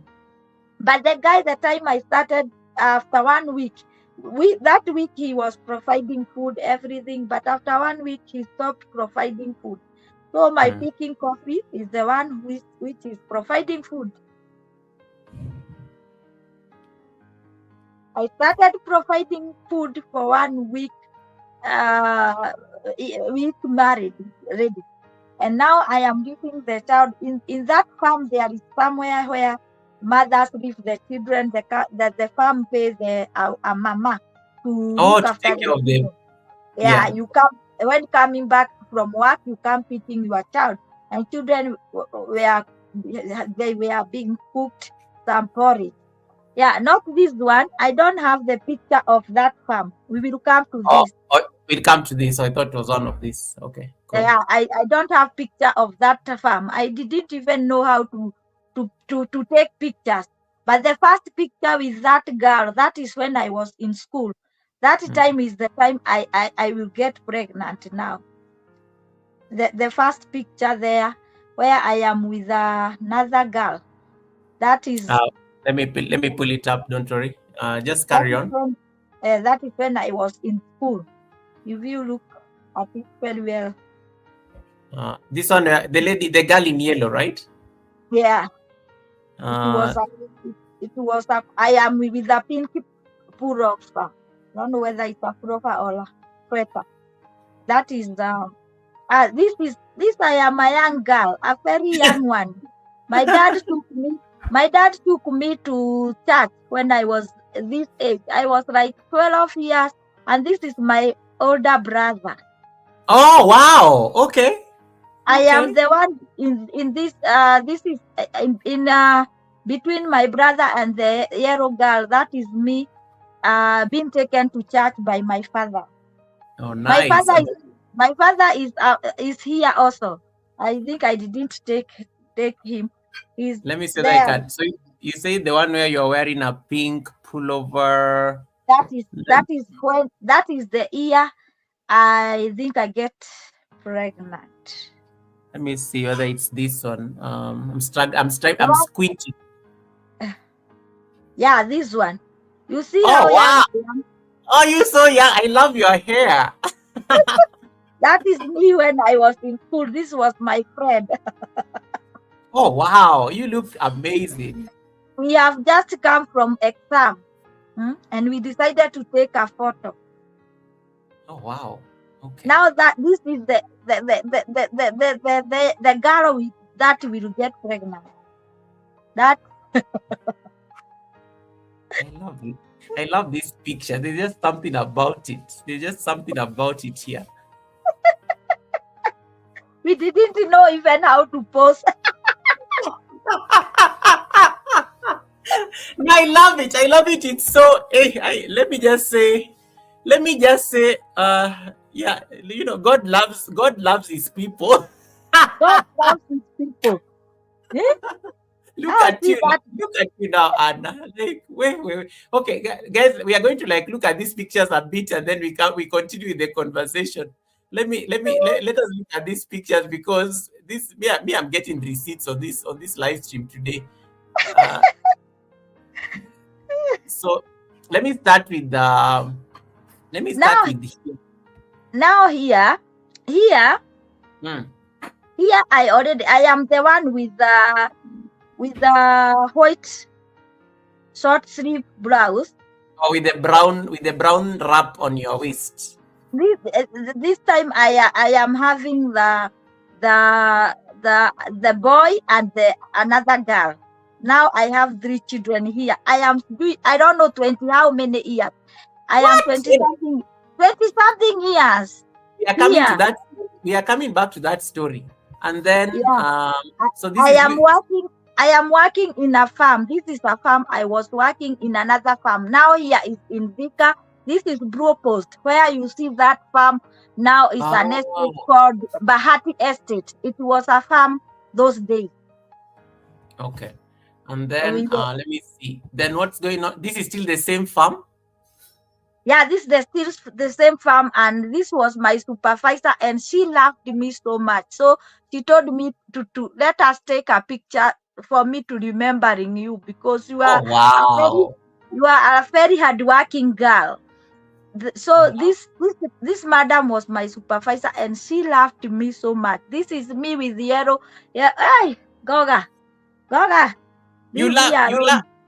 you love yellow though. I mean, look at the gold has been consistent in your life. Yeah. Okay, and then there is this. You see, you love this color. Like there's just gold going on everywhere, even from back in the day. This is still at the farm. This also my supervisor at the farm, and I have picked the beans. So he's doing the when you pick those beans. These are fresh. They are called fresh bean or what? Oh yeah, the Machine. French beans. Yeah. But we were calling them the runner beans because they are big one. No? We were not farming the small one. So I have already picked the beans, and now I have taken it to the shade. That is the shade supervisor. This is the shade supervisor with black coat. You know me, I have my beans there, and the other lady has the beans there. Yeah. Wow. This is wow. And I just like how you've not changed much, Anna. You just look the same. How many years ago was this? This is so many years ago. This is so many. I think this is 2000 and around 2004, 2003 there. Wow, that's a long time ago. Look at that. Yeah. You've kind of remained the same pretty much. You've aged well. You've aged well. Yeah, I could do any job to raise my children, and that time, remember, I am raising 3 children all by myself. Because when I joined the man now, he didn't tell me to walk out on the house after 1 week, but what he did, he stopped giving me food or anything, and I started buying food, and he was coming and eating the food. Then and you're still living in the same house. In the same house, you know, the house is his. Yeah. Me, I don't have a house, and he started beating me. Oh no. So he started beating me. If I come with money, he beat me, take the money, go, and I don't know what he was going to do with the money. So we started even going hungry, and I have just gone to the work, get the money, come with the money, but he is waiting for me, beat me, take the money. Hannah. And this time, because I was a girl and I didn't know about family planning, Goga, even today, me, I don't know about family. I know now the family planning, but I have never been in family planning since I was born. So I didn't know anything about family planning. I know nothing. I was just innocent girl. So I had already got pregnant again. This is from him. From him now. I'm pregnant. And also, I don't know I am pregnant. Imagine, Gora. I even don't know I am pregnant. This is now the second born. Second born. So I started becoming sick. And now people told me, you are pregnant. You little girl. Even the chief of the area, let me tell you, give the story. When I landed after 3 days, the people started saying there is a man who have brought a little girl in his house. Then the chief of the area came to check the girl. And when the chief asked me, where have you come from, you? Because you are such a little girl. I told them I don't know where I don't know my home. Because you don't want to go back. When you imagine going back to that craziness. Because that chief wanted to take me back, and they were saying this man has bring a small girl in her, and the man shouted and said, this is my wife. Don't you see she has a baby?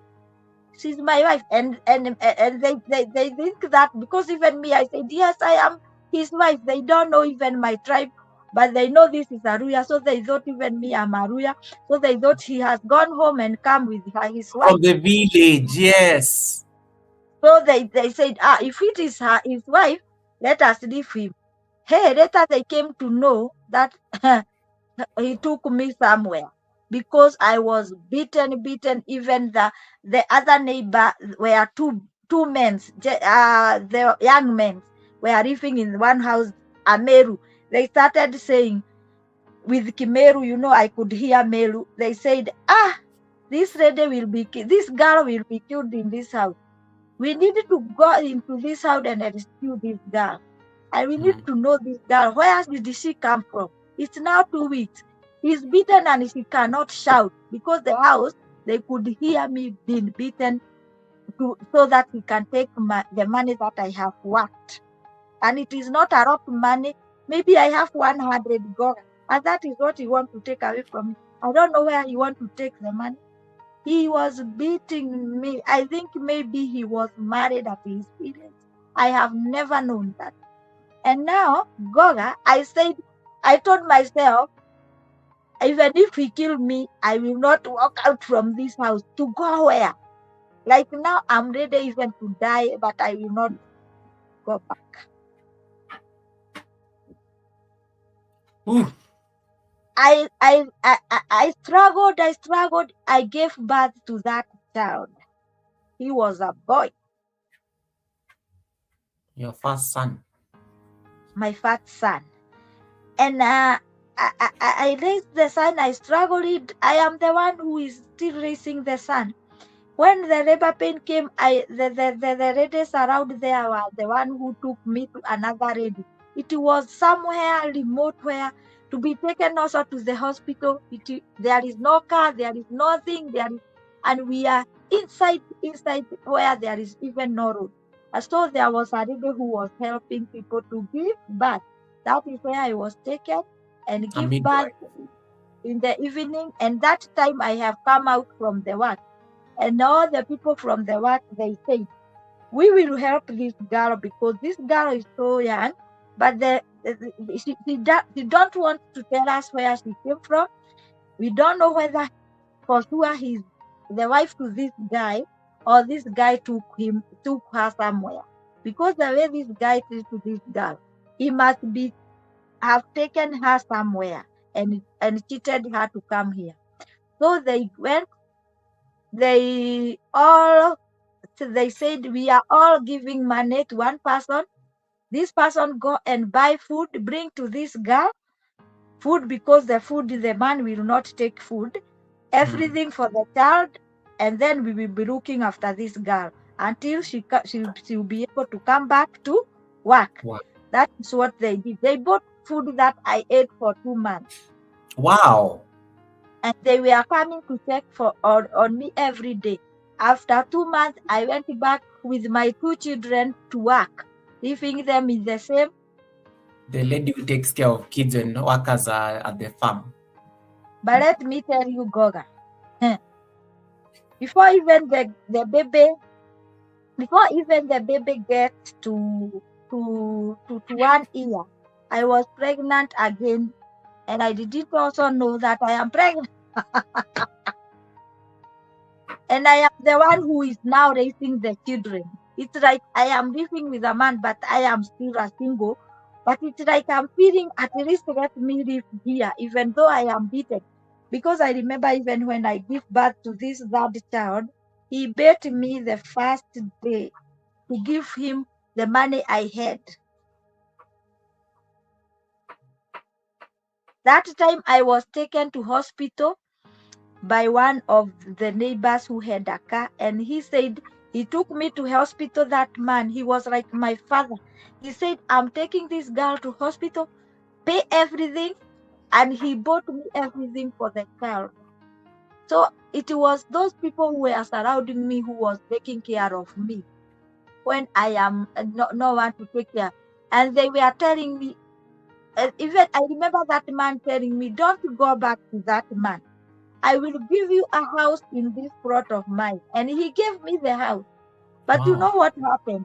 The man was coming to that house, beat me, carry everything that I am given, and tell me, if you will not come back to that house, this is what you will be getting.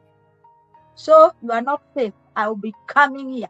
And I am now like this, that I could not even tell anyone. Because he tells me, if you tell that man this is what I have done to you, you will know who I am. Make sure you come back to that house.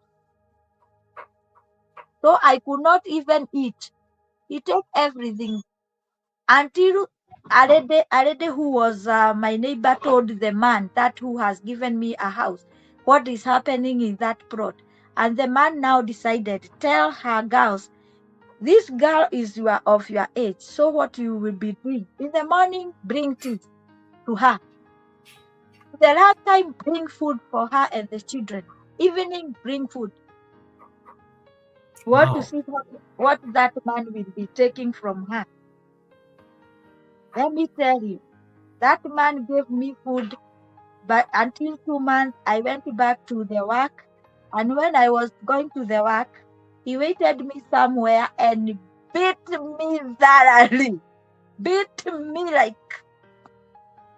And I remember I am now with 3 children, and all their little children.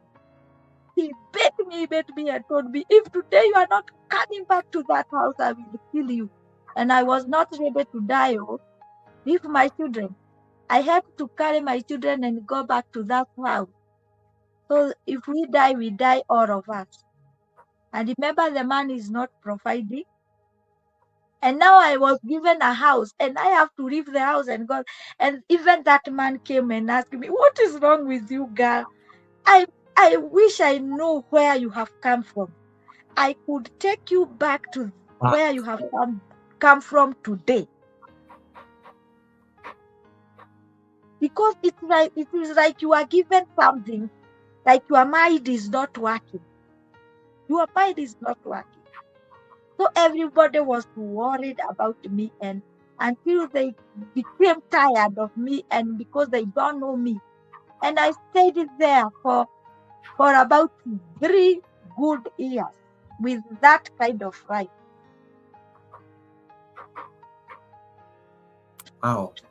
And that is when I decided now to walk out and go and start a life And I started asking people, where can I go to start a life? And that is when I came to Slum, that slum where I was living.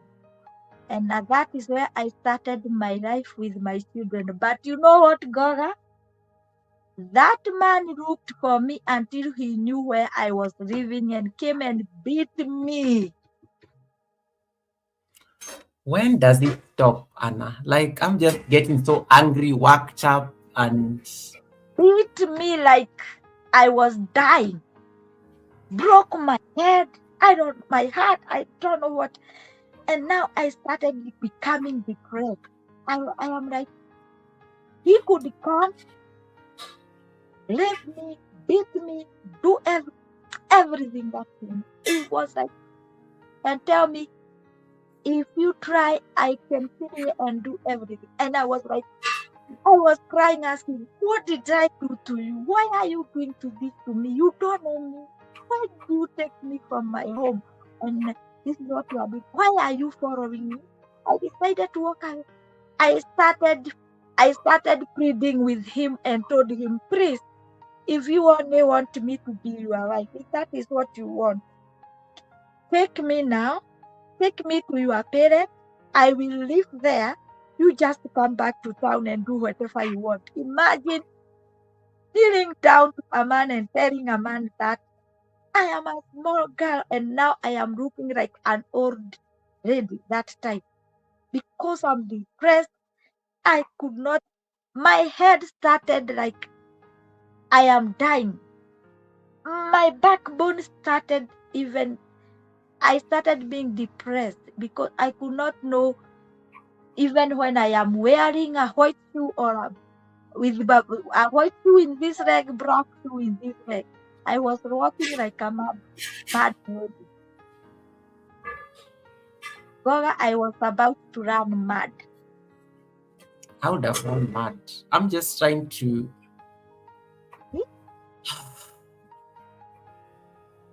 Now I have come to Zika. He has followed me. I don't have anything to do. I don't know anybody. I don't know where to take him. I don't know what to do. My children now has started to have, how do we call it? Malnutrition. Yeah, because they're not eating well and it's just a lot.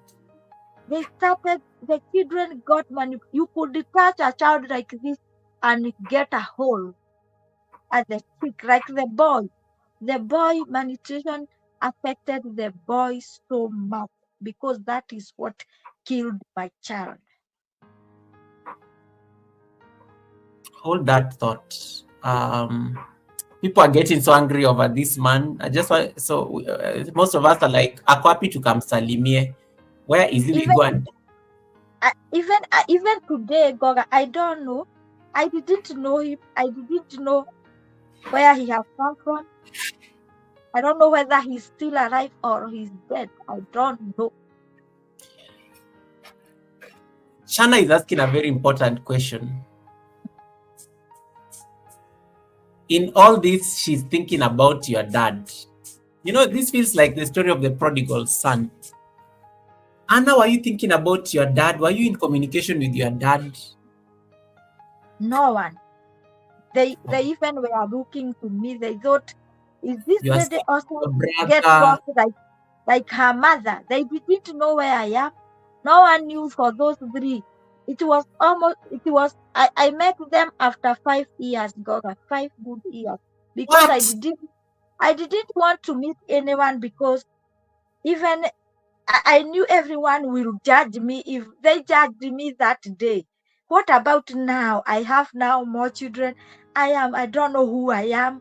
Now they will judge me more. So that is what I was thinking.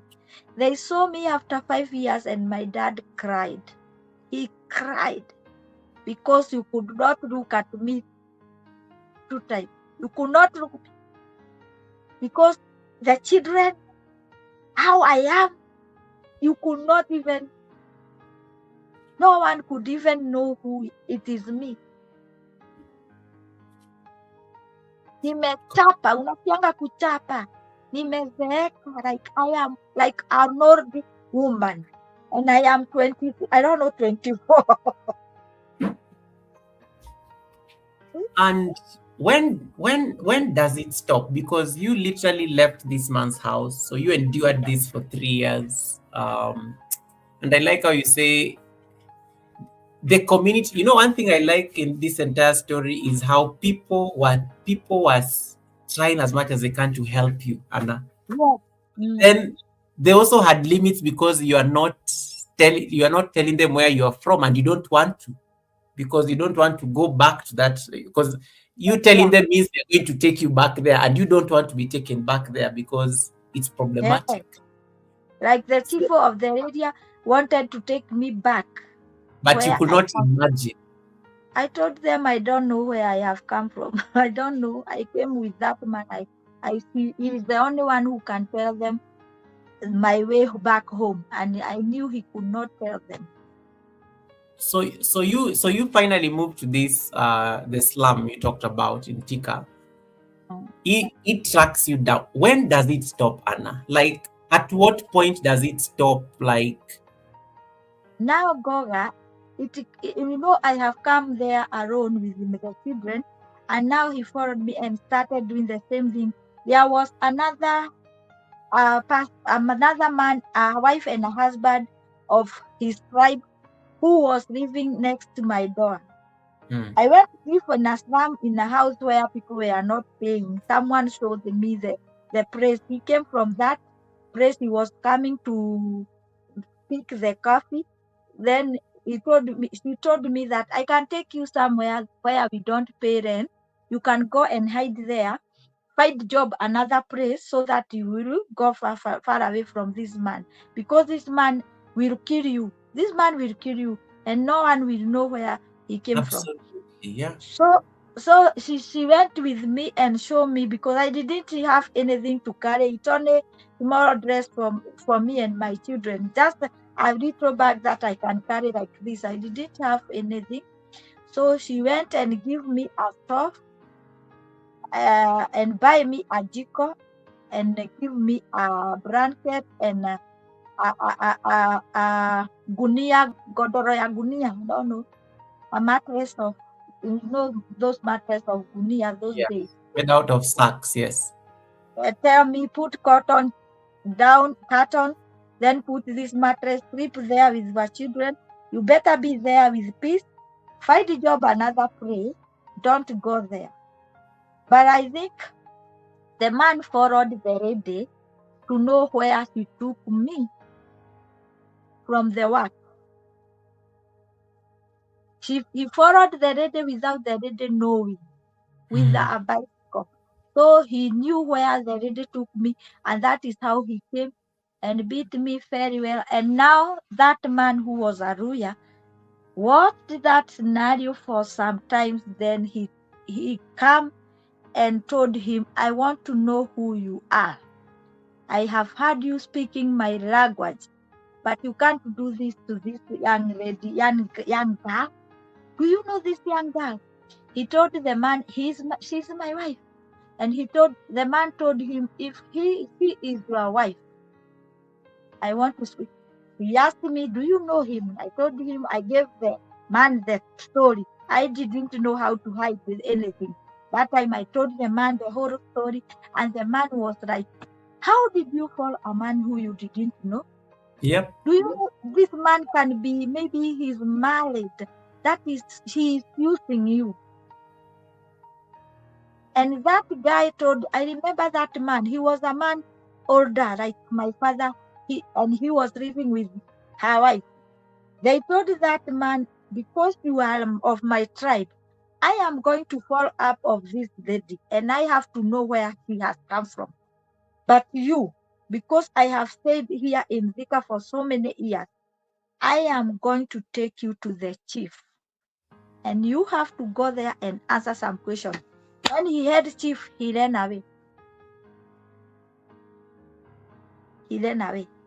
Go after he ran away. That is when I told the man about my home, and he told me, I have to take you to see your people. I will take you by force. And that man took me to my people.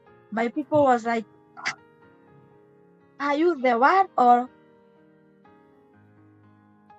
Did you say after 5 years, Anna? now it is after 5 years? Because he stayed 3 there, and now I am in the slum. It's about 2 years. No one knows where I am. And that is the time I knew these people still love me, though they rejected me, they still love me. And that is when that man is the one who, the royal man who brought me home. That is when he told me, we will go back with you. I will take you somewhere. You look for a job, you feed your children. He is the one who took me with her wife in that shamba, Mesiri Shamba, to be working there. And I started working. I was a hard working lady who even the manager at the first time said, is this lady be able to work? Because I was like nimechapa. And Yeah. that man pleaded with the manager and told the manager, please give this lady a job, even if it is wedding, give her, because he has children who want to eat, and the children are dying. Children are dying. When he heard that my children are dying, he gave me job, and he came to love me later because of how my job was good. And that is how I came back to see my people. Otherwise, I don't know, I could die and they will never see me. So what happened? The guy didn't stop coming. He does everything. Now he came early in the morning, do rape me, do everything, beat me, do like I was crying, like crying. So he was doing bad things to me. And at that time, that guy told me, you know what? I will not let this man. Goga, before that man did that, you know what I did? I wake up early in the morning and said, today if this man will come, I will burn him with this water. Now I have become now like Wow. It has gotten to that point. I said, he will not rape me today. He will not do that to me today. I put water on the stove and I said, I will burn him if he came, because he was not doing good. He was doing bad things to me. I will not stay here. But like that, like he could tear out all my inner and do whatever he wants. Down, put me down. And I poured water and said, I will put water when I hear him coming, because in the slum you could push the door like this and open. You could not lock the door, because even when you are locking, someone can enter. So that is how he was entering. He was coming, boom. So when I heard boom, I went and picked the water. It was already boiled water with a big sufuria.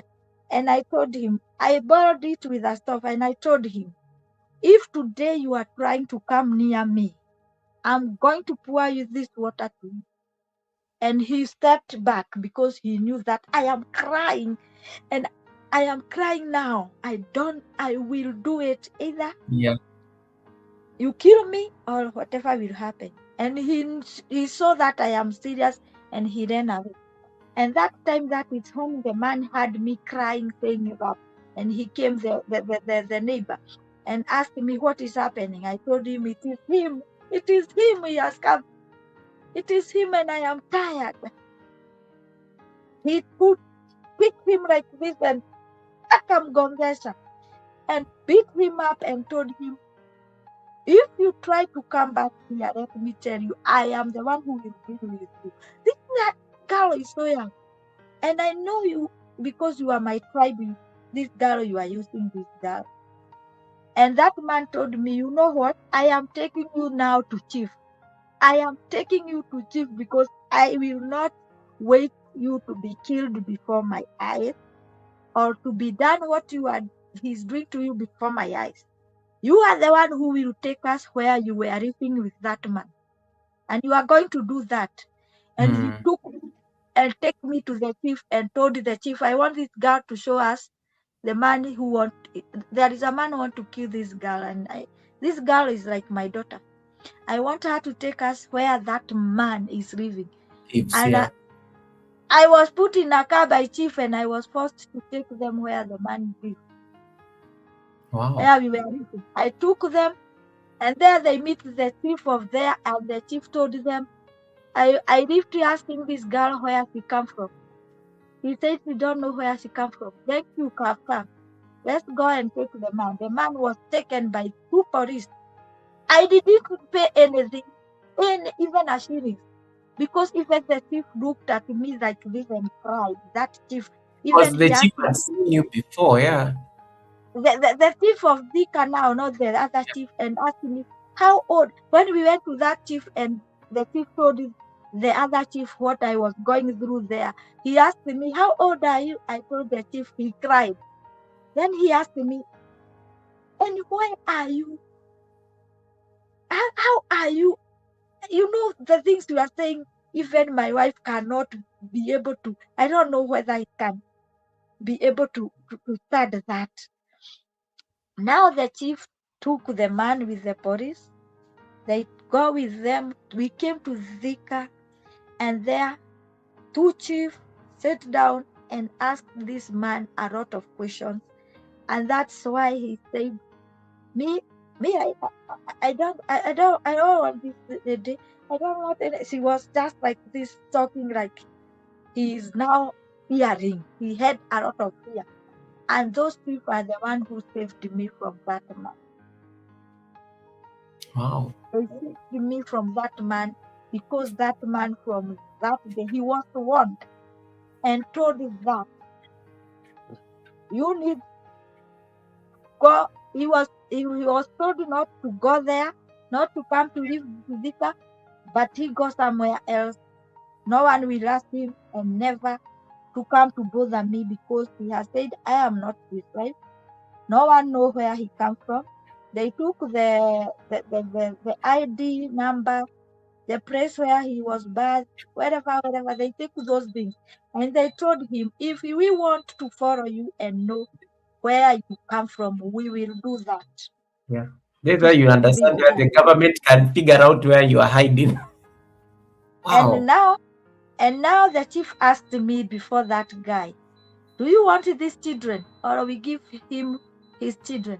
I told them, no, don't give him my children.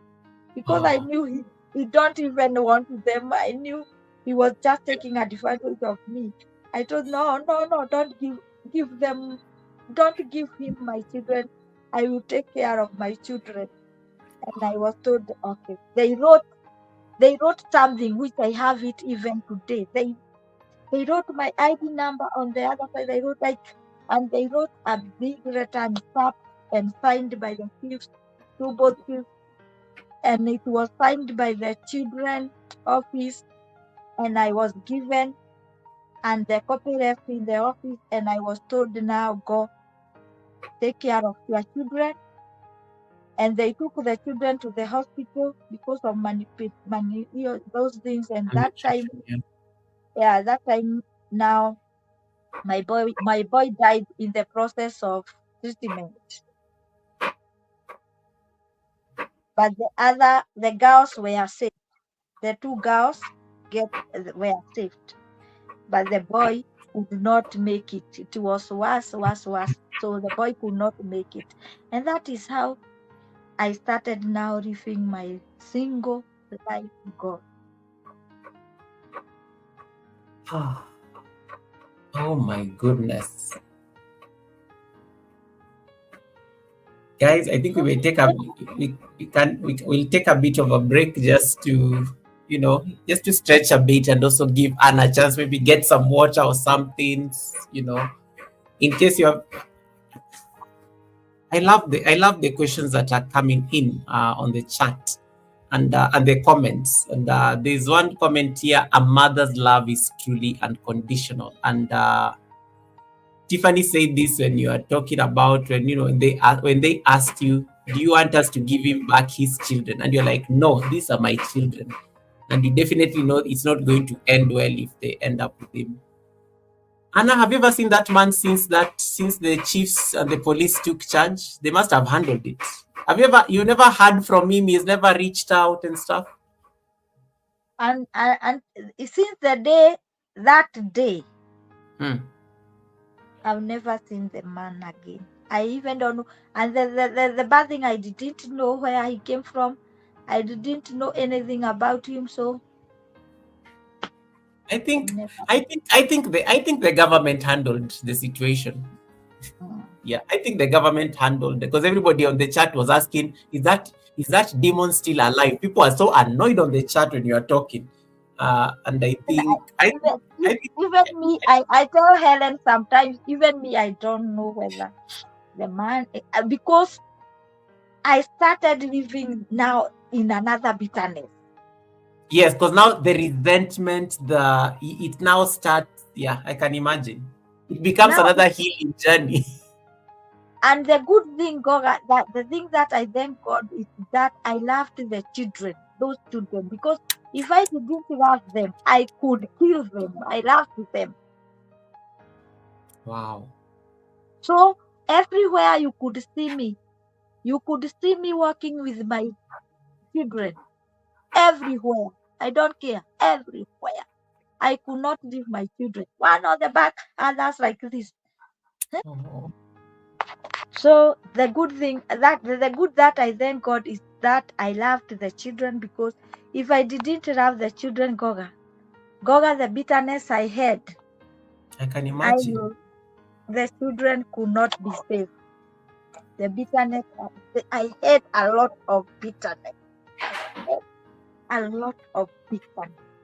And it has taken me so many years to heal. It has taken me so many years to heal. And that is why I started the story. And on my way, I felt that I cannot continue with this story.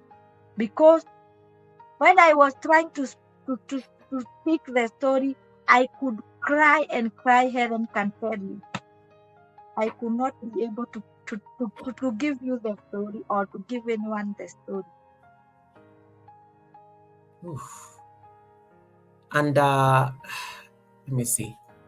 I really must ask about the coffee farm. So Sunship is asking a question. I really must ask about the coffee farm childcare services. Was it provided by the farm, or did the mothers have to pay? No, the mother was not paying. Or it was provided by the company. Oh, that's nice. That's nice. You bring those coffee farm that days, they had a room and employ one ready to look after the children. Every coffee farm that time, I don't know what about this time, but that time it was like that. You were going with your kids, the little kids, young, which cannot go to school. You leave them there, then you go to work, you come back and pick the children, and they give them, those coffee farm were for white people that time. Oh yeah, so they were very professional in terms of how the staff are treated. Okay. Yeah. That's, let me read a few comments on the chat so that at least we can give you a bit of a break, so that because I know you've been talking. So thanks so much, guys, once again for your patience, and thanks so much for the holding the space. Once again, this is Anna's story. In case in any way it triggers you, in case in any way it's like making you uncomfortable, you don't don't feel obligated to stay here. Especially if it is not great for your mental health. It's perfectly fine. But to those of you who are holding the space and listening, thank you so much. Again, it is important for me to reiterate this very clearly. The experiences that are shared here, they reflect Anastasia's personal journey. They are not a substitute for professional advice, legal advice. In case you're struggling with grief or any other challenges that this story has elicited, I kindly encourage you to reach out to a qualified professional or a support organization that can at least, help you. A few comments on the chat that I want to just highlight. The World of Ruggers gave you a very beautiful compliment. As long as I know Anna now, she's the real mother of us YouTubers, with her humility and being just herself. A trusted friend and a virtual shoulder to lean on. I love that beautiful comment. Miss TikTok joined your membership, by the way, so just to give you that heads up. Tiffany says, this is, and I love, Tiffany, I love your comments. I really love your comments on the chat. This is a story of strength, resilience, and compassion. No matter how heavy it rises up, she's here sharing her story, and it is a story of overcoming. Empowerment 101. We are getting a masterclass right here. And then Ragas added something there on the chat. Anna went through a lot, but thankfully she never lost her great sense of humor. She's great to have a laugh with, and also serious conversations. And then Priscilla was just resonating to what you said about your mom. And Priscilla says, hold on.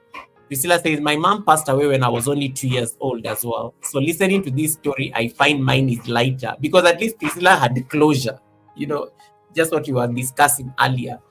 And then Tiffany has also joined your membership, Anna. So just to make sure we acknowledge that. Yeah. And then Melissa said, I understand now why Anna and I connect so much to each other. You have a shared story right there, so it's very important. And then let me see whether I missed anything on the chat. Then yeah, she added, your new channel member says, yes, and learning to let it roll off your back takes a strength that not many people know. And I think we are going to talk about that, you know, that victory story. Belinda Melvin says, wow, that's powerful, Anna. I love it. We can't give what we don't have. Thank you for the reminder, Mama. Thank you for the reminder, Mama. And then, yeah, Priscilla was also just talking about the stigma around being a single mother, and how back then it was almost like treated like a sin. It was almost like treated like a sin. Tiffany adds something there, that the strength that God gives us is a well so deep, even we can't find the bottom. If there is breath in our lungs, God will find a way for us. He will find a way for us. And then Ragas has given you a blessing there, and he said something. Okay, Anastasia, you don't have to bring the tea, but prepare one for yourself to your own convenience. So you've been bought for some serious tea there by the World of Ragas. Thank you so much, the World of Ragas, for that blessing. We don't take it for granted as well. And speaking of tea, you have a tea expert on the live stream. So the tea expert on the live stream says, you have to send me your address, Anna. I would love to send you one of my teas. You deserve 1,000 hugs in a cup. That's what my tea is to me. So that's a conversation you need to have with her, so that she can organize. We get that tea. Yeah, she's amazing. She has like very good healing products, and I've checked her website. She's amazing. We'll probably bring her to the Sunday service to talk about this one of these days. Natecho gave up at some point, and I think she had to go to the washroom, and you know, just because it was too much to handle. And so is Wanga Lady. Wanga Lady had to go and cook chapatis. Maria is just like you know, also trying to collect herself, but they are sending you their love. Ned says, you did not deserve that. You did not deserve that. You did not deserve that. Anini Kanene says, you just reminded me, Anna, the time I came to Nairobi and how I used to sleep down in a polythene bag. This life. And then Dr. Stella says, you are blessed, Anna. God's favor surrounds you like a great shield. You shall never lack. You shall never lack. I love that. I love that statement. Then, of course, Wanga Lady started like venting there. Sometimes I ask myself how our mothers survive. Kwanza my dad alisumbua my mom, who was his first wife, and then she just got alikasirika tu hapo. Alikasirika tu hapo. Yeah, and I thank you so much, guys, for these beautiful comments. I think it's important to like highlight them. And I want to shift the conversation to what does healing look like, because that becomes another hurdle and another mountain to climb. Because you started talking about it, that, you know, the resentment kicked in. You are so angry, you are so frustrated. At least you are finally safe. The government did what it needed to do to make sure that you are safe, but you have to pick up the pieces. And sometimes picking up the pieces come at a cost. The government did what it could do, but in the process, you lost your son. You lost one of the kids. And that is your first major loss as a mother. How does this happen? How do you process loss after trauma, after abuse? Now you have to deal with the loss of your child. Yes, now the loss of this child was now affected me also very much, because I felt as a mother I have failed to raise this child, but I have tried, because even I was saying I have tried. I was even speaking to myself saying I have tried my best, even to work to keep you going, but if you have reached somewhere even for you, my boy, to die. So I felt that I have failed as a mother, because to me, I promised myself that I will take care of these children. But the children that I wanted to take care of them, I could not give them whatever they needed at such age. Because remember, these children are from this year to this year to this year, so they are all young. They need attention. Like that time, the doctor said that I had to give this boy a glass of milk every day, and I could not afford. Goga, I was buying ugari flour, and cook, and I have to make sure I will not cook all of it, so that tomorrow we will use that remaining flour to cook uji. What do we call uji? The porridge. Porridge.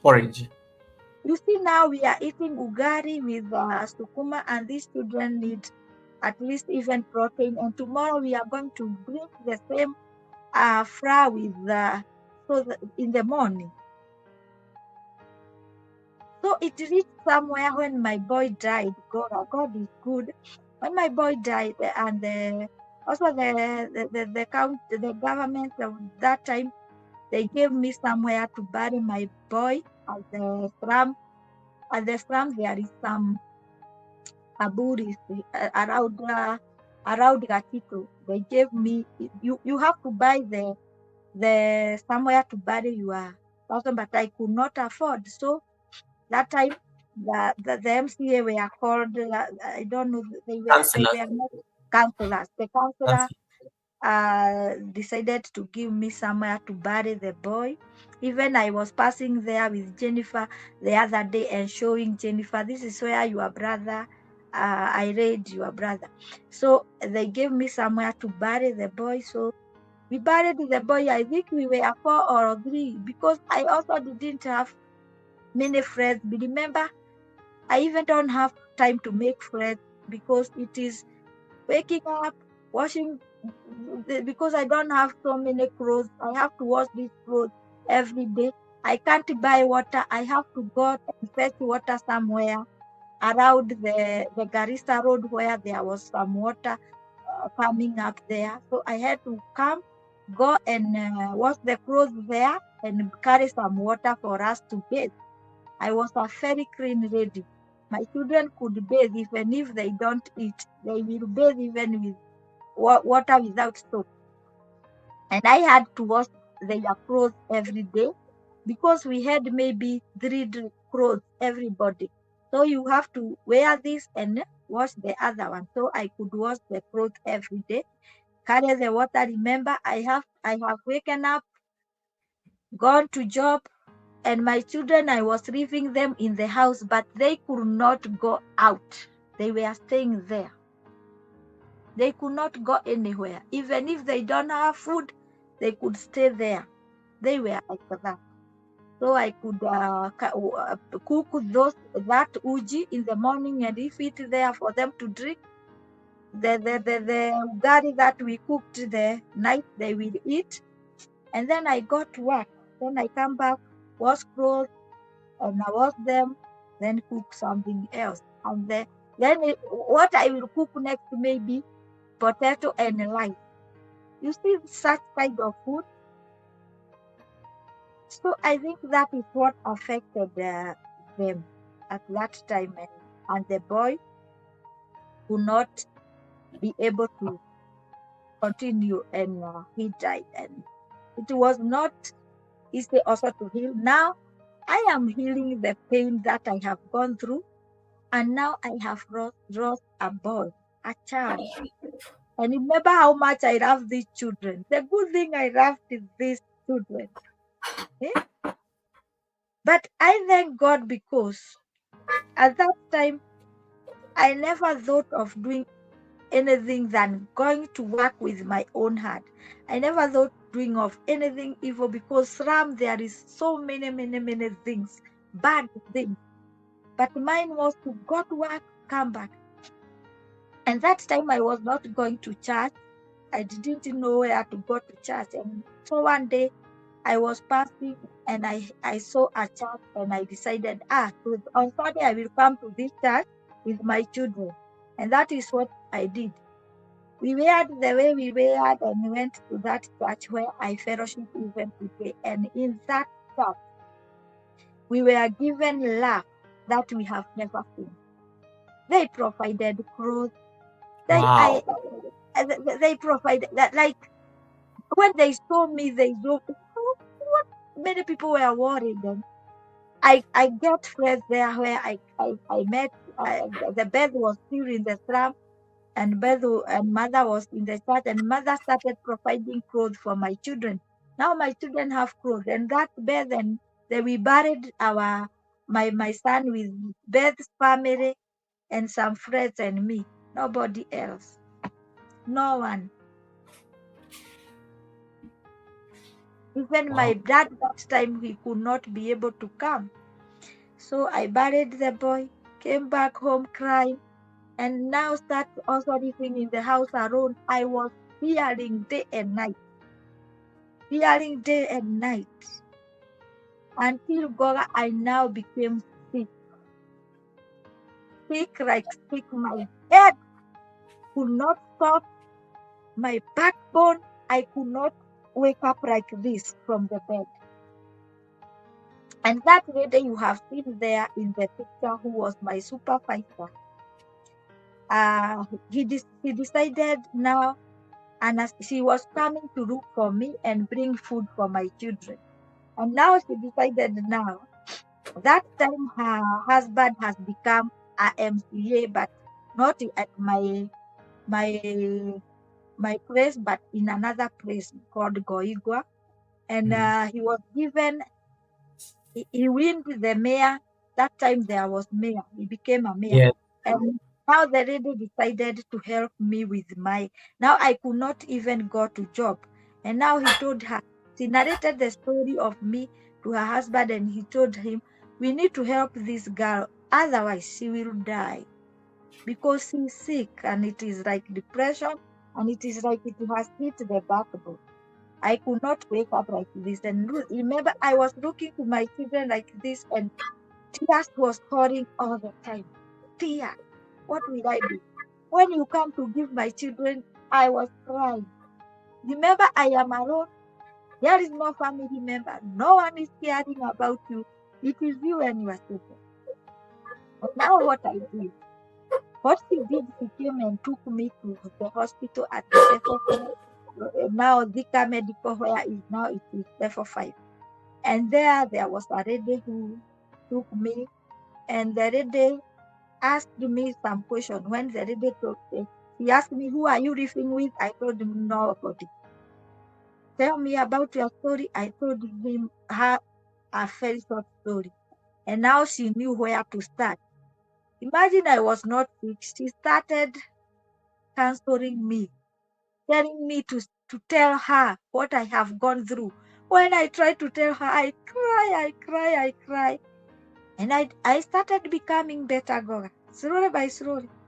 So I was taken there every day by that lady. She helped me so much. God was providing people who are able to help me just like that. So she helped me until I became me and went back to job. And she went ahead and told all the workers to contribute money. And she brings those money to me and told me, this is your money. Use them whatever you want, because you cannot come to work right now. Be using this money. He brings to me that money, and within 3 months, I think I started becoming me again. And from that time, that is the time I told God, remember, I cannot now even go to church, and the church members, they didn't know me much. Only Mama Beth knew me. So Beth also were looking for me. They were providing whatever they can, because even them, they were struggling in the slum. They were still living, but they had a father and a mother. But they give me a lot of support. That time, that lady helped me. I can say that lady helped me. That's the lady who helped me not die out of depression. I could die, God. I could cry like my head was and my backbone. I could not wake up like this.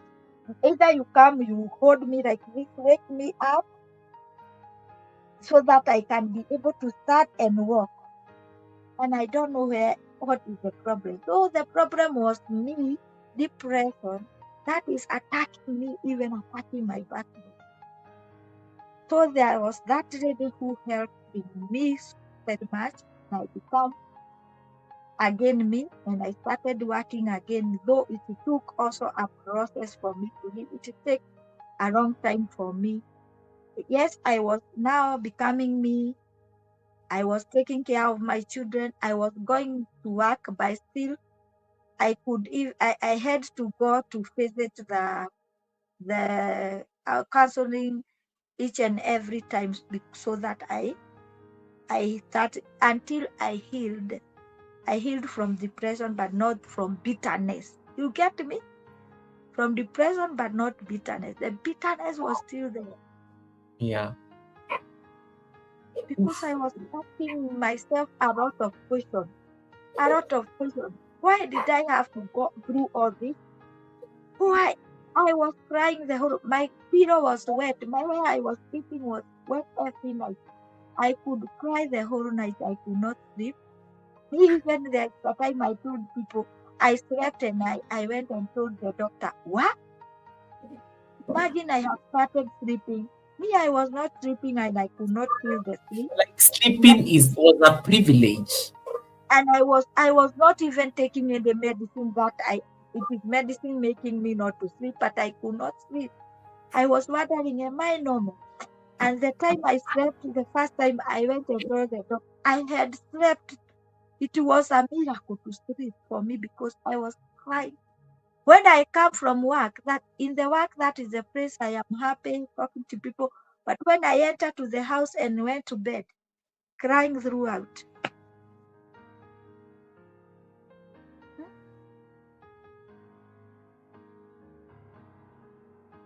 Because I was asking myself, what is this now? What have I done to deserve this?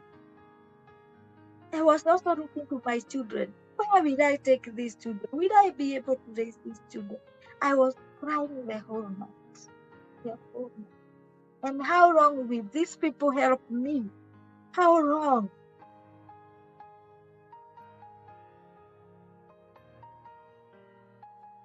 I like what you said about I started becoming me again, and it took interventions. So counseling was one of them, which was very important. And without getting into a lot of detail, talk to us about that experience. How did it help you become you again? Because I think I like that statement, becoming me again, because even you yourself could not recognize who you are anymore until it took like an intervention, and counseling was one of them. For somebody who has gone through counseling as a way of going, at least getting out of depression, it itself.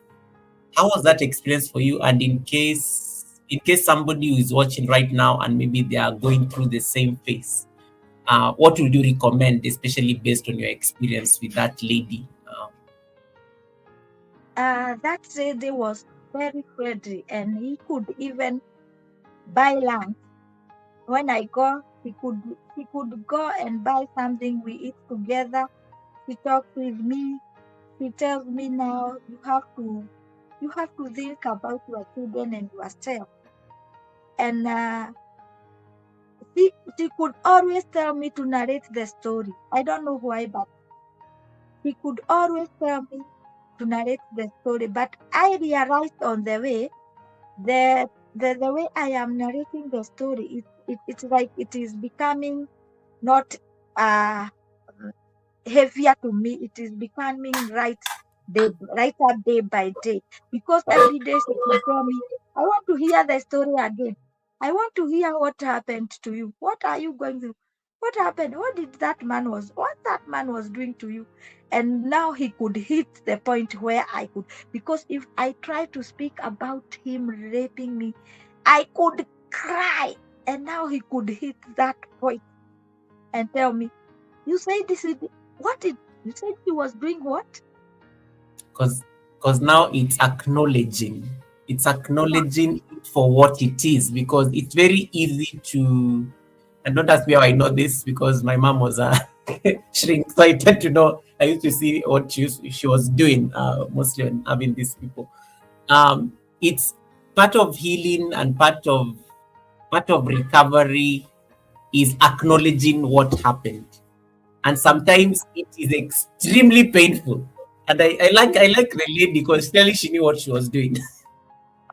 Yeah, she had to ask me, and I was tired. Sometimes I could tell her, I don't want to give this story anymore. And she told me, every time you come to visit, I am paid. I'm paid by Mayor to do this. You have to narrate your story to me so that I can help me. I want to know how I will help you. So I didn't know that speaking it again and again, it will help me heal day by day. I love So that. she could, even after that, she could walk me out, speak with me. We start somewhere, start telling me stories, telling me you are young, you can move on again. If she asked me, if you get a man right now, can you get married? And now she listens to me and says, no, I even cannot look a man with my own eyes. I can't. And she's like, you can't? You are young. What will you do? I said, no, I can't. I can't try. So I didn't, she knew I didn't want to listen that, but she could tell me that every day. Every day she could tell me that. But and I said, you are young and you are beautiful. You will get a man. Even we can walk here and hear someone telling you. I tell him, I will not even turn to look who is saying that to me. So she knew she knew where to hit. She knew. Yep. And that way I get healed, and she became my friend. And every time I went to the hospital, maybe to bring my children, she was helping me out. Everything I could go and to her office, and she helped me through. Even the time of Jennifer, she helped me so much, because there is a time Jennifer broke her leg, and it was bad. Oh. Do you need to make any adjustments? I noticed that you're moving the phone a lot. Yes. Okay. Right. And once again, guys, if you have not connected to Anastasia, the link is pinned up there. Don't worry, we are getting towards the tail end of the conversation. And I think she's already doing an amazing job getting into the healing conversation, getting into the recovery, getting into the victory conversation, getting to the triumph conversation. And remember, the title of this live stream was very important. Grace in my darkest hour. a mother's journey of resilience, survival, and unbreakable strength. And I think she's capturing these aspects very well in her story. One of the things you have to love, one of the things you have to love with Anna, she's an amazing storyteller, and she's very descriptive in terms of how she describes the story, her situation, the moment, what happened. So you can almost picture. You can almost, I know some of you are seated in the United States, and you can even imagine yourself in that slum. You're already picturing it wherever you are seated, because she's giving the very details that you need in order to get to understand her situation. You started becoming you again. And I like how you said something about depression can get so serious that you are hurting everywhere, yet you don't even have a spinal injury. Like, you actually don't have a spinal injury, but you feel like your spine is broken and stuff like that. So that is so powerful. You also said something very important in terms of when you go to work, you're very happy. When you come back to the house, you start crying. Literally, you break down. And how did you move? How did you move into a space of healing, so that now, because it is very easy to find a happy place, and I always tell people that sometimes one of your biggest realities is when you are like home alone, and you have to face yourself. It is very easy to hide to the society what you're going through. It's actually very easy. You step out, you're dressed so well, you are happy, you get into your car, you're succeeding, you're ticking all these boxes, you are an achiever. But I always say, the moment you come back to your house and the world is not watching, you now have to deal with the reality. Your perfect truth, like, this is what I'm dealing with, this is my truth, this is what I show the world, but this is actually what I'm dealing with. And Miss TikTok said it very well, and I just want to highlight it for you so that you can tell us how you moved away from that experience. Miss TikTok said, so that I can get it. It was a very lovely comment. I just wanted to see whether I can get it. Just bear with me, guys. I'll get it. I put a star on it. I'm trying to put a star on most of your comments, guys, so that at least I can highlight them for Anna. Just hold on. Here it is. Miss TikTok said, don't envy people's results. You don't know the journey they took to get there, or be jealous of someone's success. We haven't seen the struggles behind it. And for you, there was a struggle. You come back home, you have to face the struggles. You're looking at your children, you've lost a son. How did you find healing such that whatever at least you're showing to the world, at least you could also show up at home, in the process of becoming you again? I think my healing came when I started going to church, and I find people with a lot of love. I remember there was one lady, and she passed away last year. May her soul rest in peace. Was called what was her name? That lady was working at Level 5 as health. I think these people who do the health certificate, how do public health service. Yeah. And that lady was like my age. She was elder than me, but she was a girl. I was looking like a woman that time, an old woman. And it's like she felt something inside her when she saw me with these children. Remember, they are thinking that it is my mother who is giving me these children. But children are mine. And when she had that children are mine, she decided to be providing.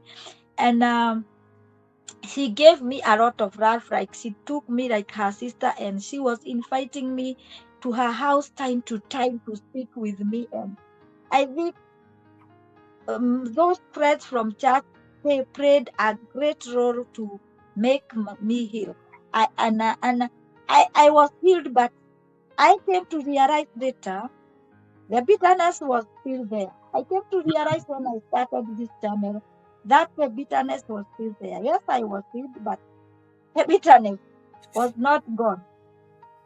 And that is what I want to say. The time I started this journey of YouTube, I think that is when I realized I'm still bitter, and I started working on myself Mm. until I prayed and told God I don't want to be bitter again, because I knew that if I still continue to be bitter, I will never move on. I will never think of anything. Now my children are grown up. I'm still bitter with something. What am I bitter with? Eh?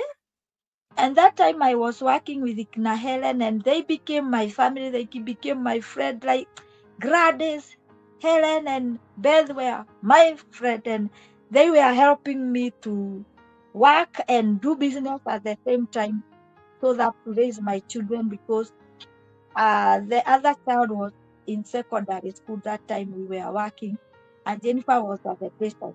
And remember, God, I'm still in the slum, and I want to come to what happened for me to move on to this place where I am living right now.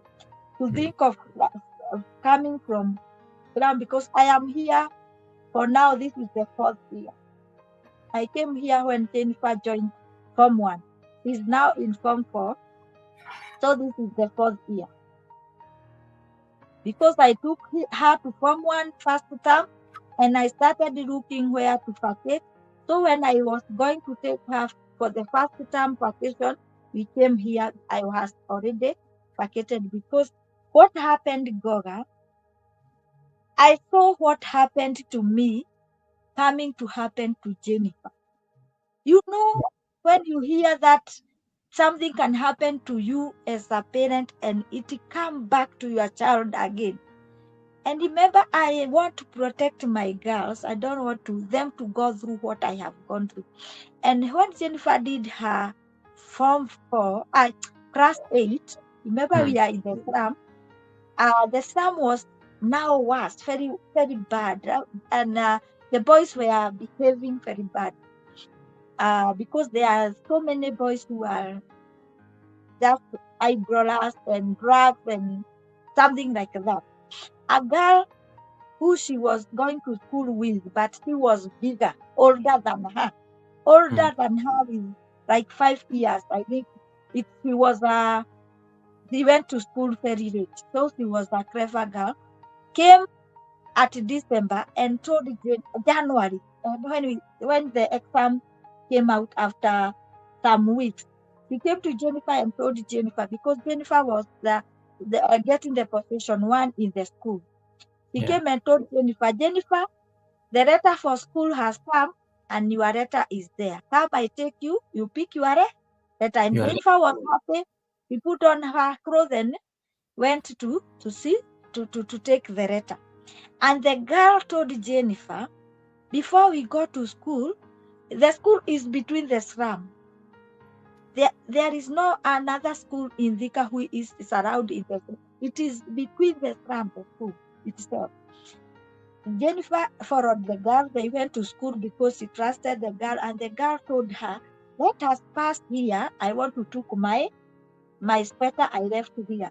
She don't know where they are passing. Jennifer followed the girl, and they went to a room. You know the tum of the farm. They enter, and they went out a room, and there was no one. And the girl started looking on the bed, saying, where did I keep that full of my sweater of mine? And all of a sudden, a man, a boy, a bigger boy, who entered in. And when the boy entered, the girl walked out, and the door was locked. And the boy started to, like, he want to rape Jennifer. And Jennifer screamed and said, leave me, Niache. And they thought that there is no one around, but there was one lady who was inside her house, but no one knew. The lady heard the scream, and that is the scream of a girl. And she walked out from her house and knocked the house of the boy, and So the house is the boy's house. And asked him, what are you doing to that girl? And the boy all of a sudden, and that time the lady said that the boy was hooked, and the Jennifer that time she pushed the door and moved out. If you see Jennifer today, he has a very big scar on her leg because the mabati, Oh because yeah, the it house, gave her a cut. Yeah. it cut her. And Jennifer was like confused where to go. She learned from there, and the lady followed her because she didn't know what has happened to this girl. She didn't have to. She didn't have a, she ran direct. The police station is near. She ran there to the police station and she sat down on the floor. And the police was like, what is wrong? Who is running after you, girl? She was not speaking. And the lady was running after her. And remember, I'm not there. I am at work. That time, I think we were working with Stoita. I don't know whether we were working with Stoita that time. I ran after her. The lady ran after her and she was not speaking. And the lady narrated the story, what has happened. And they left Jennifer first there and followed the lady to take police to be taken to where this girl has come from. And when they went there, they didn't find anyone, but they found the Jennifer's shoes because the shoes was still on her leg. So she walked away. And they came back and started to pull down the girl and told her, tell us what was happening. And now she narrated the story and she told them, and the police told the girl, give us your mother's number. They called me and I was told, come very fast to the police station. And I went to the police station and they narrated the story. The girl is still sitting on the floor and they were, you see that girl? This is a very nice girl because if she didn't scream, so the police demanded that the Jennifer has to be checked because the girl sometimes they died. And I remembered how I kept quiet and I said yes. Yes. We You had saw to take, yourself. I saw myself. And I told them we had to take Jennifer to the hospital. Yes, I went. We went to the hospital. She was checked and she was okay. No one touched her. But she had a injury on her leg, so she was treated the injury. And we came back home and the child was like she cannot walk even out of the house. Yeah, trauma. Remember, Yeah. remember she had done her class 8. And I thought of myself what happened to me. And I started asking myself, will this child go to school and still continue staying in this situation? I had to think about it because the money I am earning, I cannot rent a house. Mm. And now I have to think, what will I do? The life that the money I'm earning, I only can stay in the slum, nothing else, nowhere else. And Jennifer was saying, Mommy, let us come out from this place. And she was like, she's now fearing she cannot go even out. I was crying, Goga, even asking God, what will I do? And that time I decided, I said, oh, I take this girl to a boarding school so that she can be safe. And that is what I did. I went for bursary, then whatever little I had, I took her to a boarding school waiting for the bursary to come out. And I said that she will be coming at vacation. But I thought the vacation will be like 1 month, there is time, there is 2 months. How will this child be? And the police continue telling me, you need to take this child after this. This is a good child. You Mm. have a very good child, but if you continue to live with her here, you don't know her enemy. Because if it is a girl who took her there. Now remember we have an OB and the mother of the boy ran away. Make sure the boy ran away. So the boy could not be traced. But the, the police say they'll be tracing the boy, but as long as the child is safe, the girl is safe, I had to make sure I take out the girl from the slum because they continue telling me you have a very good girl. You need to take this girl. And I started having now stress. And that is when I came here. This is far away from Thika town, but it is a safe place and it is cheap. It is cheap because when you go far from town, the cheaper it is, the It's houses good. are. So that is how we came here, and I was still working at that hospital. And that time, after coming here, God, it took me. I think it took me only 2 months, and the job was gone. Oh, Now the job has gone. The child has joined Form 1. We have vacated from Ram to Via, and now I don't have a job. I knew now I had to go back to Islam. What will I do? But I had to think very fast. I think, what can I do with the little money I have? That is where the chop started. That is when I looked for a job somewhere where I was doing the farming, and that job was not a permanent. It's just a sometimes job.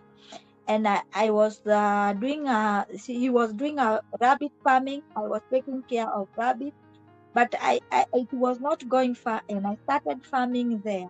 And I created a roof. I asked the owner of the farm, because he's one of my family members, he's a cousin of mine, so whether I can plant something at the rooftop of the rabbit cage. And he said, if you are capable of doing that, do it. And there was a red swell hook somewhere outside there. I took the gunias and did the rabbit borea, and he didn't know where to put the manure of the rabbit. So I used it, and he knew that what you are doing, you are making me not to be stressed by the manure. So I mixed the manure with the red soil and planted vegetable, and vegetable came out very well. And that is when I started thinking, now this job is not permanent. Can I start selling these vegetables? I created the rooftop garden, and I gave him the one part. I was using the other part. So they were using one part for their own use. And now I started selling outside here the vegetable. After I came out there, I was selling vegetable outside. This store I am using was a saloon that they side.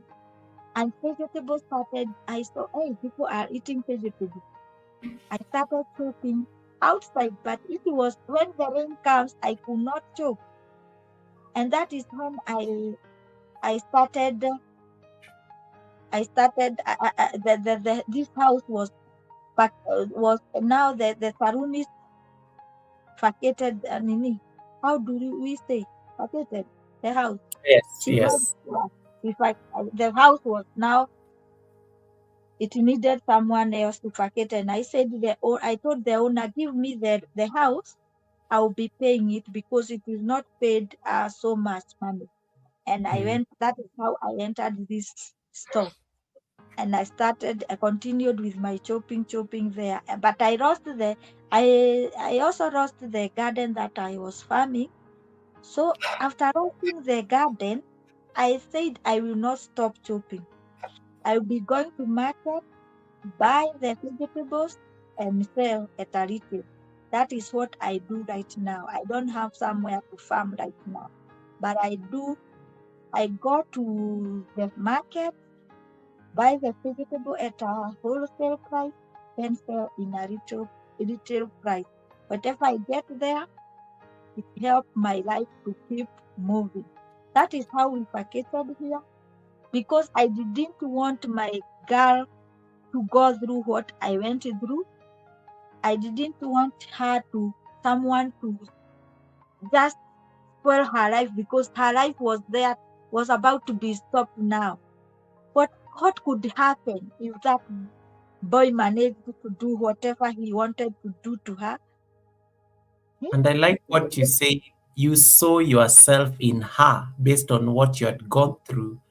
Yes. And And and I like how you say it was not going to happen to your daughter. So if that is what needed to be done, you needed to move to a different location. Yeah. However costly it was going to be, you had to make the decision, and it was done. And Yeah, that is how I came out from the slum. Now I am now here. This is my fourth year because Jennifer is joining her form 4. She has already joined her form 4. But I so she's a thank God because candidate. of how I acted so fast, because so many children in the slum are becoming pregnant not because they wanted, because of what somebody did to them. True. And then So, it ends up becoming like like an identity of your entire life. yeah, Um, I there's a don't question want. that, yeah, there's I didn't want that to repeat itself, it has and to. that it has to be to stop from me. It happened to me, but it has to stop. It cannot happen to anyone else Love related that. to me. And Ifeanyi says, congratulations for that, Anastasia. Blessed. You are blessed indeed. Now, today I finally understand your name. Anastasia Blessed. The faith, the church came in handy when you needed it, and it offered for you a community. I understand now why your faith is very important, and that it's always something that grounds you. There's a question that Sonship asked you on the chat, and then I'm going to highlight something that people are discussing about healing. So Sonship was asking you a question here. Let me see, like I think I put us down it. It's here. If there is something you could tell the 20-year-old Anastasia today, actually, I don't even want you to tell the 20-year-old. I want you to tell the 18-year-old who left with a strange man that she did not know. If there is something you could tell that 18-year-old or the 20-year-old Anastasia, based on your life experience, based on your healing journey, what will that be? Me, I always tell girls, if you look at me, girls, ladies are close to me because I tell them the truth. Take care of yourself. Take care of yourself. And if something happened, like whatever happened to me, speak out. Speak out. Don't be silent. Speak out. Maybe there is something someone can do and help you. Don't keep quiet, because accidentally something can happen. Don't keep quiet, because it can cost your whole life. You see, it can cost you your whole life. So speak out and especially take care of yourself. And single mothers, me personally, I decided to raise my children until they become like now how Jennifer is now. That because I feared something to happen to them. And if you are a mother, be friend to those. If you see, like me, if I see a girl who seems like she's lonely, I go to those girls and speak to them. I love that. I want to know what is going on your mind, what is happening to you, and they really tell me. By the way, even in that slum, I have helped many, many girls, and they love me, and they always came to visit me. I have helped a lot of, even there is one girl I helped. She was at JKUAT University, and she got pregnant at her 4th year. And the mother said that the mother has paid the school fees already, but when she knew that the girl is pregnant, she may be even watching me here tonight. She's a friend of mine, and she always came to visit me. She came to me. She decided to tell me she's pregnant, even without telling her mother. And the boy who got her pregnant, they told her she don't care whether she's pregnant or not to tell her. And she was going to school, coming back home. And she knew that her mother will either kill her, or knowing that she has struggled and her father could kill her. She told me, and she requested me, please help me what to do. And I advised her. I told her, we need to tell your mother. We need to tell your mother, Because even if I can help you right now and stay with you in my house and your mother come to move, it can become a trouble. And we went, I called her mother, I talked to the mother without the girl, and I told the mother my story. And I told the mother, if there was a mother who could help me that time, I could continue with my education. But because I didn't have a mother, I didn't continue with my education.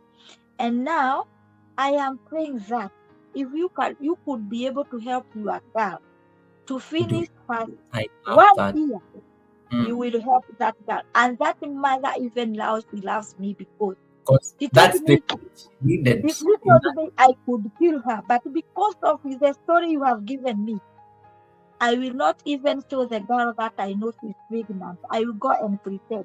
Imagine that is what the mother told me. And when the girl came back, what did my mother told you? I told her, you just continue going to school, coming home. Your mother is okay, but don't misbehave.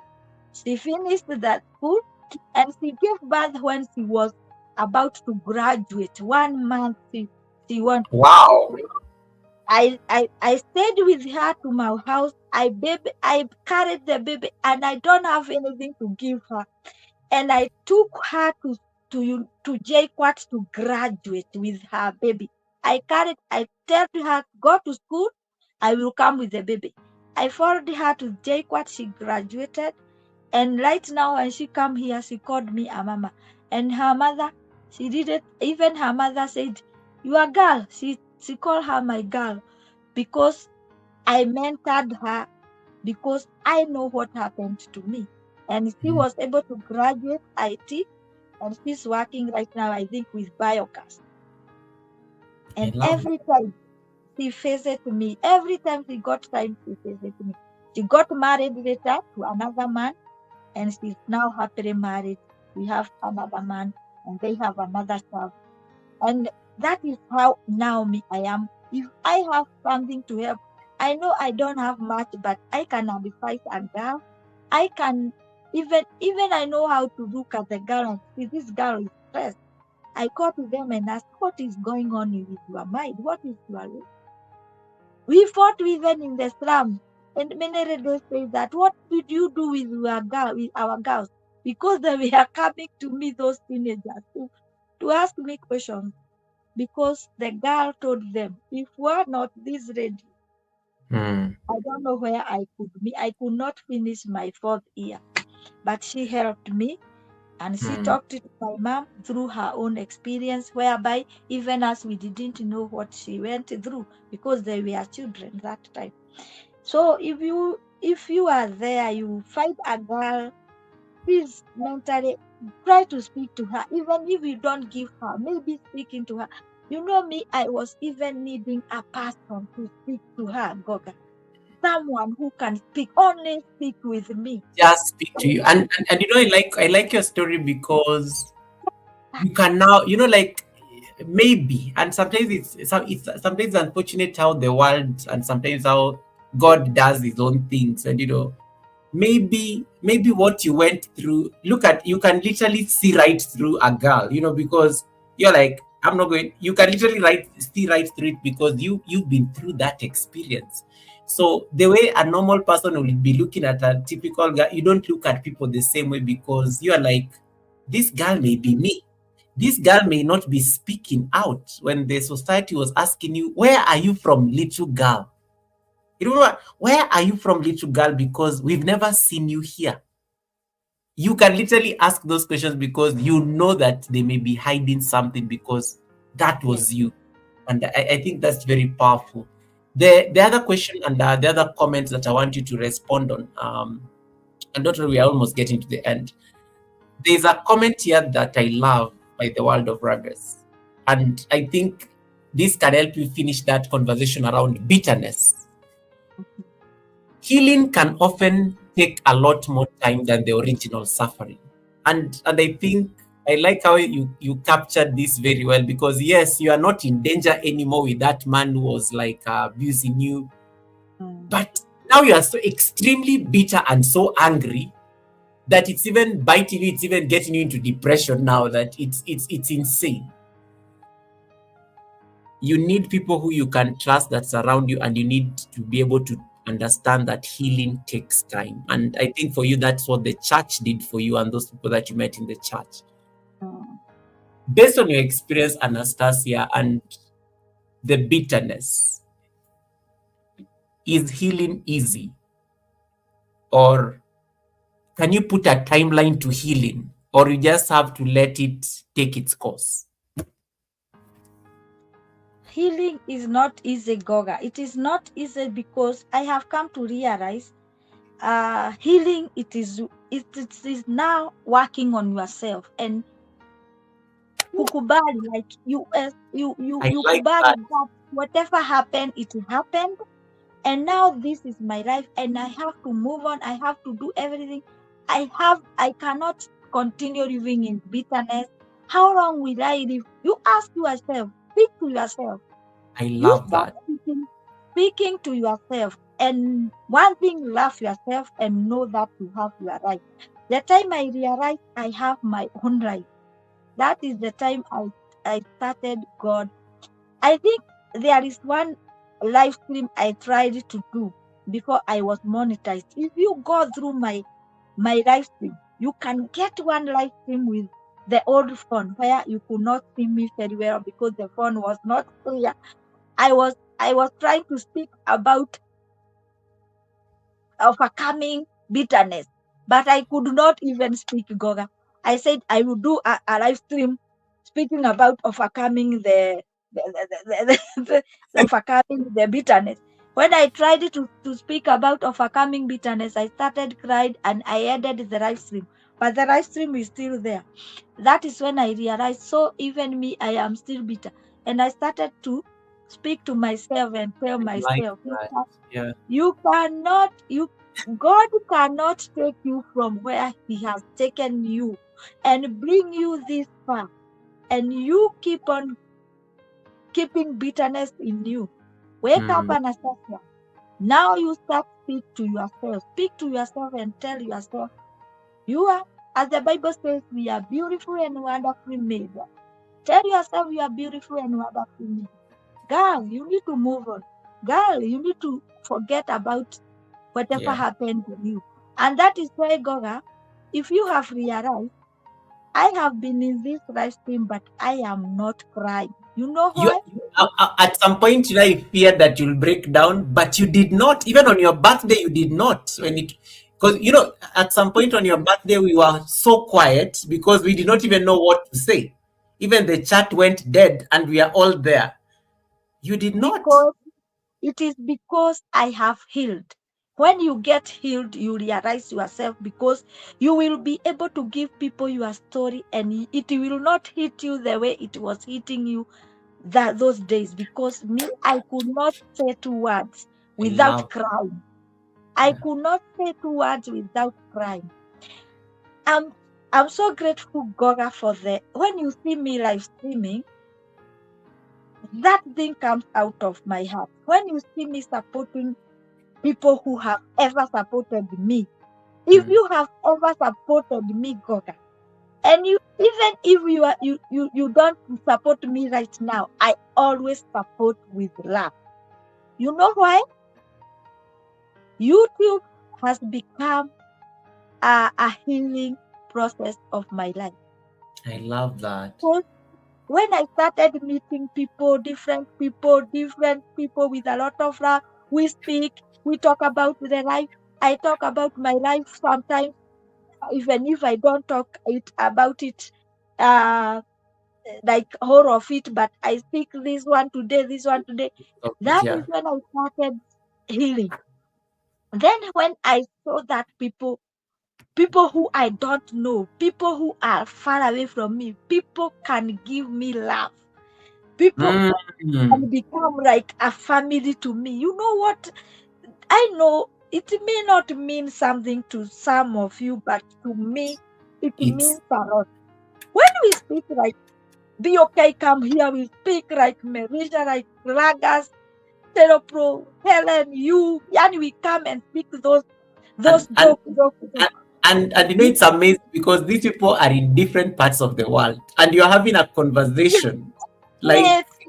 people of different age. Maria, we even start speaking different things. We even fight. We even do those kind of things. Those are things which I didn't do in my youth. So many things I didn't do. Like I have never done those things youth do. Gone to those things people do. When I see a flower, someone bringing flower, like the flower, it is there. I dried it. It is there. I kept it there because I have never received a flower. Imagine when I receive even a Guys, small. wait. We are giving you flowers right now. Guys, can you put a rose emoji on Anastasia's chat right now? I have never received a flower. You are getting flowers on this chat. I want to see. I want to see roses. I can show you the flower I received from Helen. It is there. I dried it because it was my first flower ever. I dried it. I saw people with flowers, but I have never seen something like that. I have never celebrating birthday and you guys will come and celebrate. I have never celebrated something. Never. I have never celebrated something. So that because my life was all about children, about these children, about these children. So when I meet you guys, that is the time I realized, so there is people who can love me, make me like their family, come and support me. So I am someone, you see. I like that. I like what you said, and you said something very beautiful. Like healing is not easy, but it has to be your personal decision. We were having this conversation yesterday with Simone on her show, and she was asking me about when I was sharing my depression story, and I remember I think I said something to the same effect. At some point, you have to take charge and not like identify with what you have been through, and actually start intentionally seeking to be better. And it's not easy because it's like I think sometimes we are so used to like the victim story that we don't know our identity outside it. Anastasia, you could have just said, I'm an orphan. You could have actually run along with that story, and that is what makes it on the news. That is what people love. That is what those of us who work in the civil society, we like funding those kind of stories because they are good. They are good for bringing in funding. But I like the healing conversation where you said, I had to like take charge because the bitterness was a burden. Yes. It was a burden, and I needed to like make sure that I get it off my chest. And now you're talking about love. You're talking about spreading love without borders. Spreading love, even to the people you may not necessarily be interacting with on a day-to-day basis. And I think I really love that particular story. And somebody said something on the comment section that I think I'll like. I like how this StreamYard allows me to star things that I can get back to. Agre said healing is a process, and Tiffany of course added, and it takes what it takes as long as it takes. Professor Green says you deserve a honorary degree. I think this is after the J-Quad story. Fluffy Diva said something very beautiful. Your story is relatable. Many people may be going through similar things but are afraid to speak out. Thank you for sharing, Anastasia. I am sure many people may be able to share their own experiences as well. And I like them. As soon as she said that, Sunship said, somehow my suffering does not look so bad after this stream.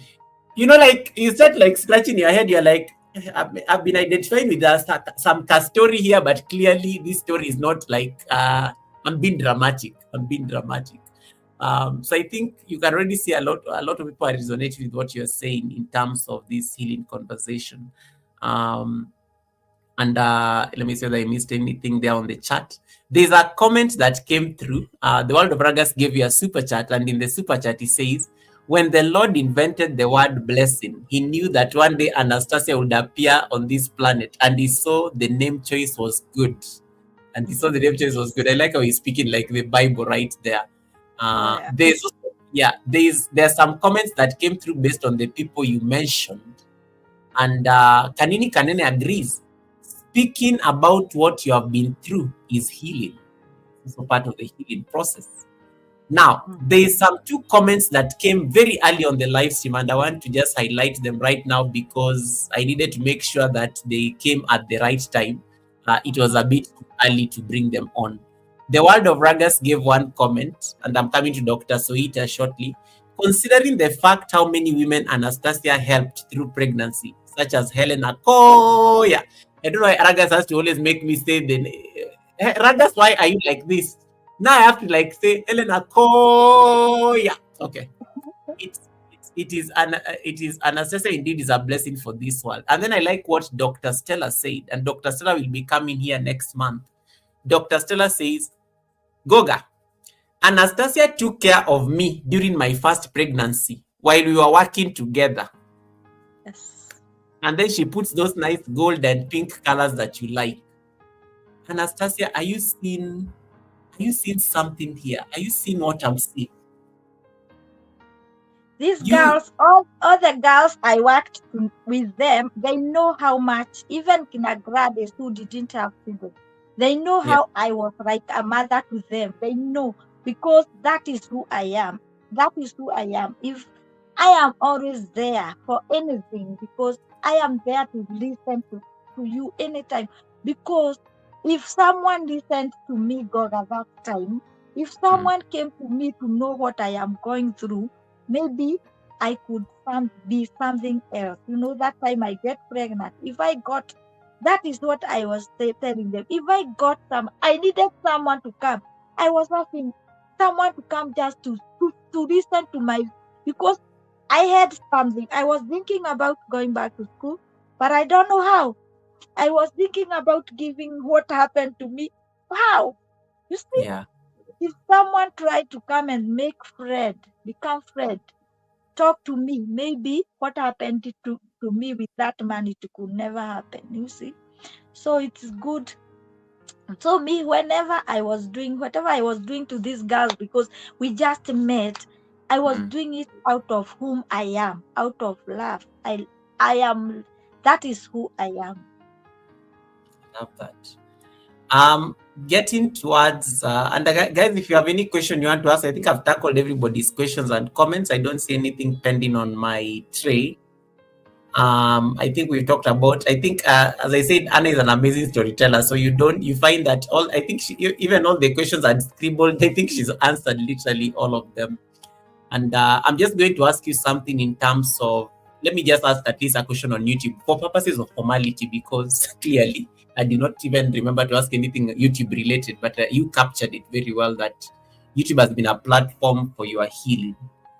And one of the routines I like that you do on your channel is your business. You literally do your business with us. You are chopping your vegetables, you are attending to the customers, and you are talking to us while you are on a live stream. And this has become almost like a routine, you know, for you. It's become like a routine to just bring people into what you are doing. I met you on YouTube like a couple of years ago, and it was so random when you used to work at the hospital with Helen and the rest. And by then, you are not so big on YouTube, because I think you only had you barely had 100 subscribers back in the day. Even I came to your life when I had only 5, maybe 5-3, and those 5 is Helen and the what? Because it was Helen and Gladys who opened the YouTube channel, and when Helen opened and subscribed with it, then we started doing the life story, because I was giving them my life. I was trying to mentor them, giving them my story, kidogo, but they told me, this story you have to give people and encourage people out there. And now we have a YouTube channel. We will be taking you, and we will be uploading. They were the one who were uploading the story, not me. I even didn't know how to upload. At that time, that is when Helen was like, Goga is live. Then we go to Goga. We don't know who is this Goga. I was like, sorry. When you're asking me, can I bring you porridge? And I'm like, what do you mean you want to bring me porridge? Yeah. I tell Goga, come I give you porridge. Yeah, like, so Helen, Every time you are on, he could come. Anastasia, Goga is right. Goga, we come there.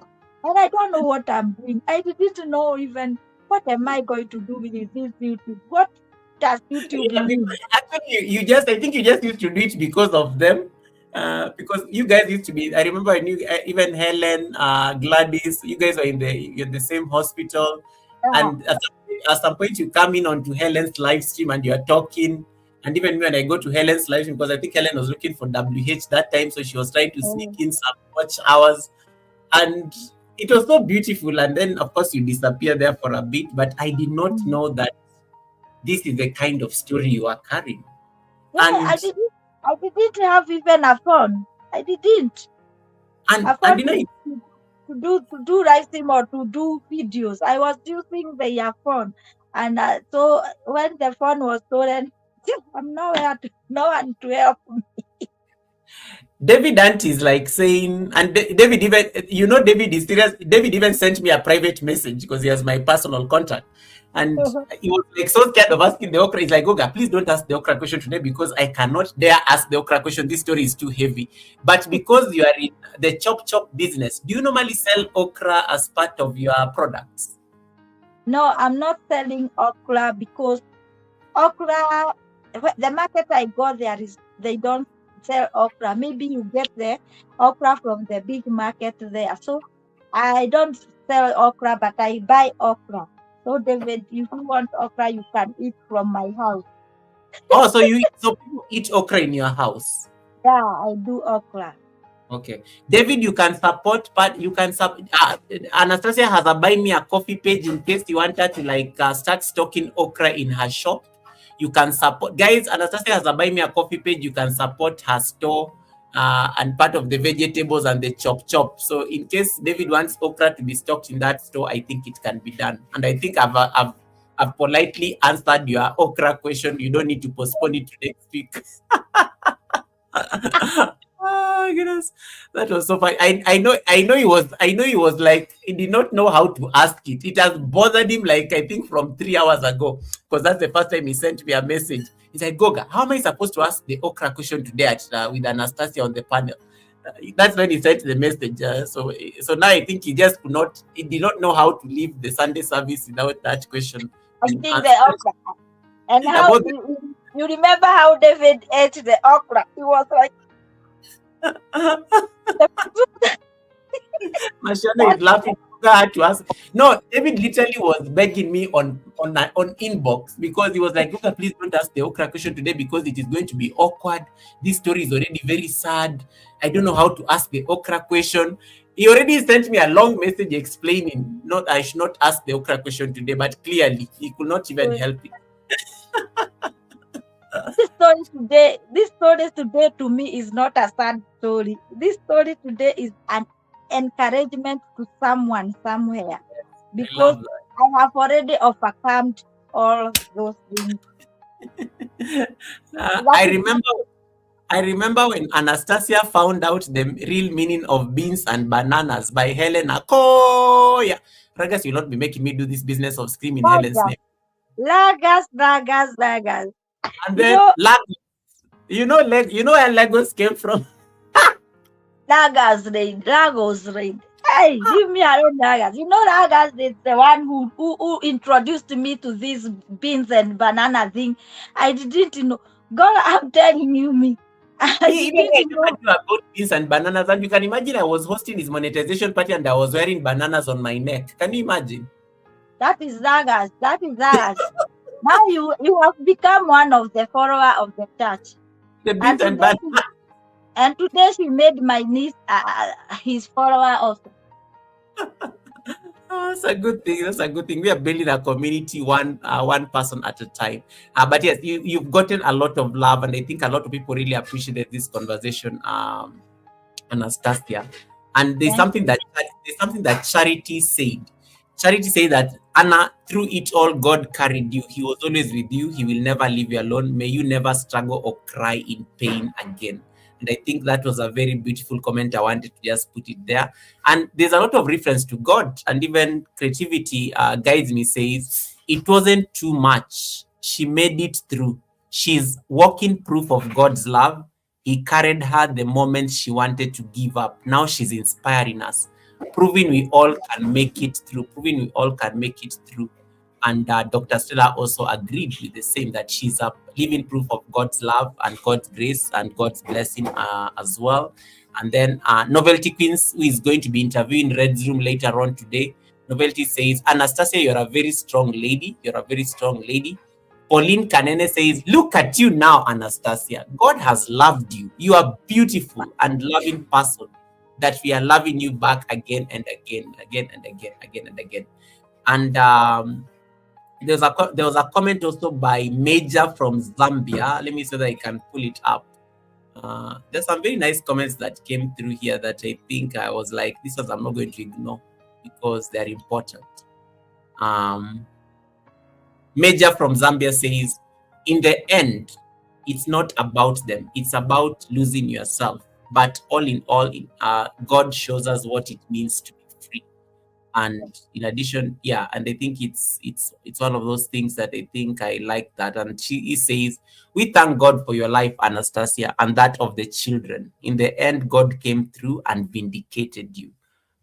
So I think you've fostered the conversations, you've triggered like reflections on the chat that I've never seen.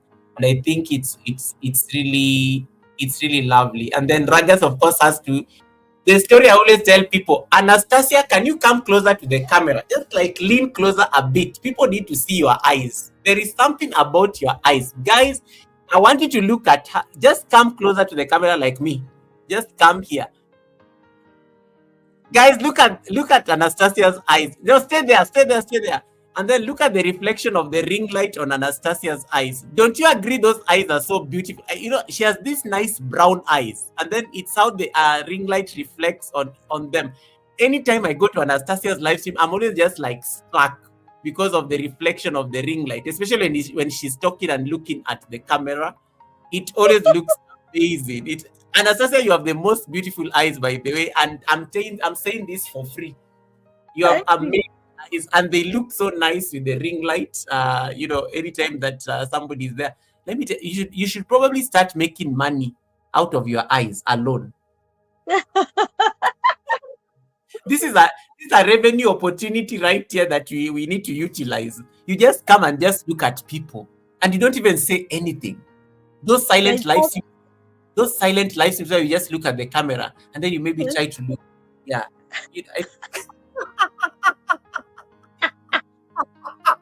It's an idea. This is YouTube. Everything is content. Even the eyes, we can be selling the eyes. And then even Novelty agrees. I've been noticing her eyes since the beginning of the stream. That is all Novelty has been looking at. You can imagine. It is one thing you can never ignore anytime. Yeah. They look very good. I like that. Those eyes are, they're amazing. They can be a money maker, by the way. And even the men agree.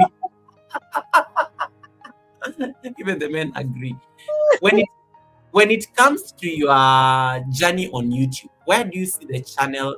Because I like what you said about, for you, YouTube has been a place of healing, and you like how you are meeting different people and across the world, and it's become like as an outlet for you.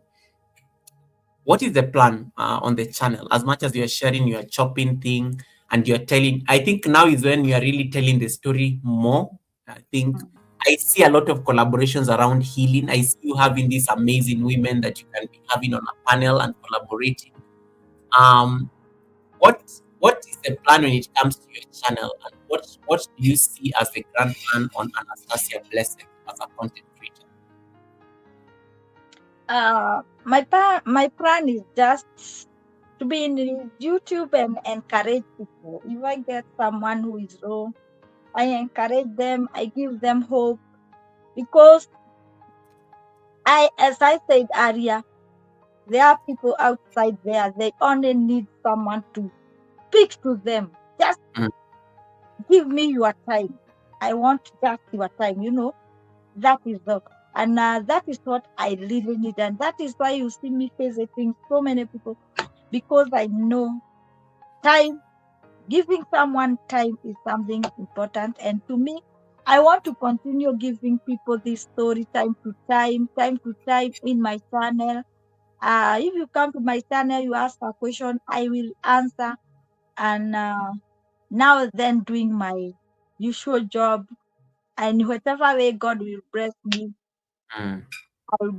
I continue updating. But my main point here is to encourage someone out there, not only ladies, even men.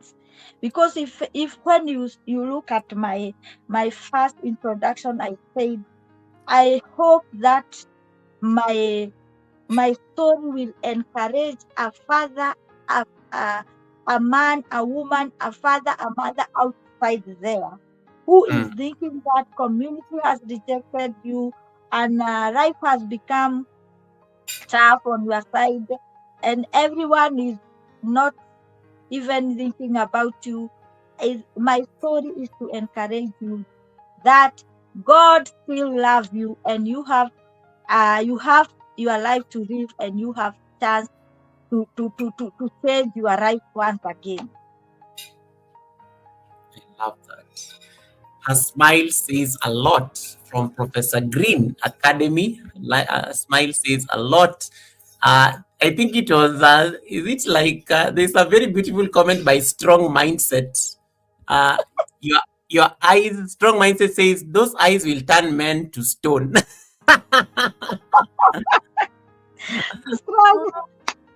strong. Very, very interesting, guys. And if you have not yet connected to Anastasia and you are making these jokes, can you go type those jokes on her chat? Get out of my life. Get out of my life right now. Go and connect to her, and then she will raid you back here anyway. So please make sure you are connected to her. And answer, you're saying something. Strong has connected to me. He's one of my. No, I'm talking to some others on my chat. I can see them here. They're busy cracking jokes. I'm asking them to come to your channel so they can get out of my channel. They go and type those things. Strong has typed on your chat, by the way. So yeah, now I was talking to the other people here who have forgotten to connect to you so that we make sure that they are part of this. Thank you. All right. My final question before we let you do a sign off and then we can release you. My final question is going to be very reflective in a sense, and my final question is just for you to take your time and answer it to the best of what you want to say. The final question is, Anastasia, there are some parents who are watching us right now, and some people, it may not be parents, they may even some people are just feeling alone in their struggles right now. But you said something very beautiful about people loved you for you. They saw you and they showered you with a lot of love that you've never received. Sometimes when people give us love, we almost feel like we don't deserve it. Like, why is this happening to me? Why am I being loved upon? And sometimes when you've been through so much drama, trauma, hurt, betrayal, and sometimes love starts coming your way, you almost feel like you don't deserve it because you've been through so much, so you don't feel like you deserve the love. But in case somebody is listening to you right now, what is that one message you'd want to leave to that parent, that single mother, that single father, or people just feel alone in their struggles as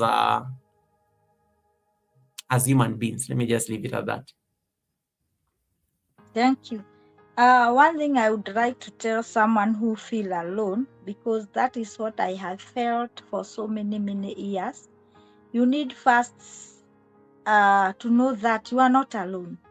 You are not alone. There are people you may not know. There are people outside there who just feel like they can support you with love, anything like love, talk to you, do what and what I think very important in this life. When you feel you are alone, just find a friend that you can trust and you can call a friend, and that friend you'll be sharing with him or her, and through that, I think it can show you that there are someone who loves. There are some people who love, and there are some people who are ready to support you mentally, emotionally, and in those kind of things. Because even me, a time came, all those I have lived a long. I would not like anyone to live the life I have lived, feeling lonely, feeling rejected, feeling like there is no one can love me. I would never love to see anyone in that kind of life. And I would advise you, just, even if it is come, even if you feel like I want, just come to this social media, put a live stream, speak to us, speak to people. Don't listen to those who are positive, but listen to those who are encouraging you. Those who are not encouraging you, leave them alone. Because even your own family, sometimes they reject you. That does not mean that your life will not move on. It will move on. One thing, you will love yourself and know that this is my life and that is their life. So I have to live my life as a strong woman, as a strong man, and I don't want to feel lonely anymore. Come out, speak with people. Don't think of going to do those bad things that to make yourself feel like you are not alone, to make yourself feel like you are happy, but you are not happy. But because tomorrow those things will go, and you will still feel lonely, so you will also go back to those things. But if you find friends who are good friends, especially be a prayer person, read the word of God, it will guide you. And most of all, be a prayerful person. When you become a prayerful person, it have taught me a lot. God provide a good environment.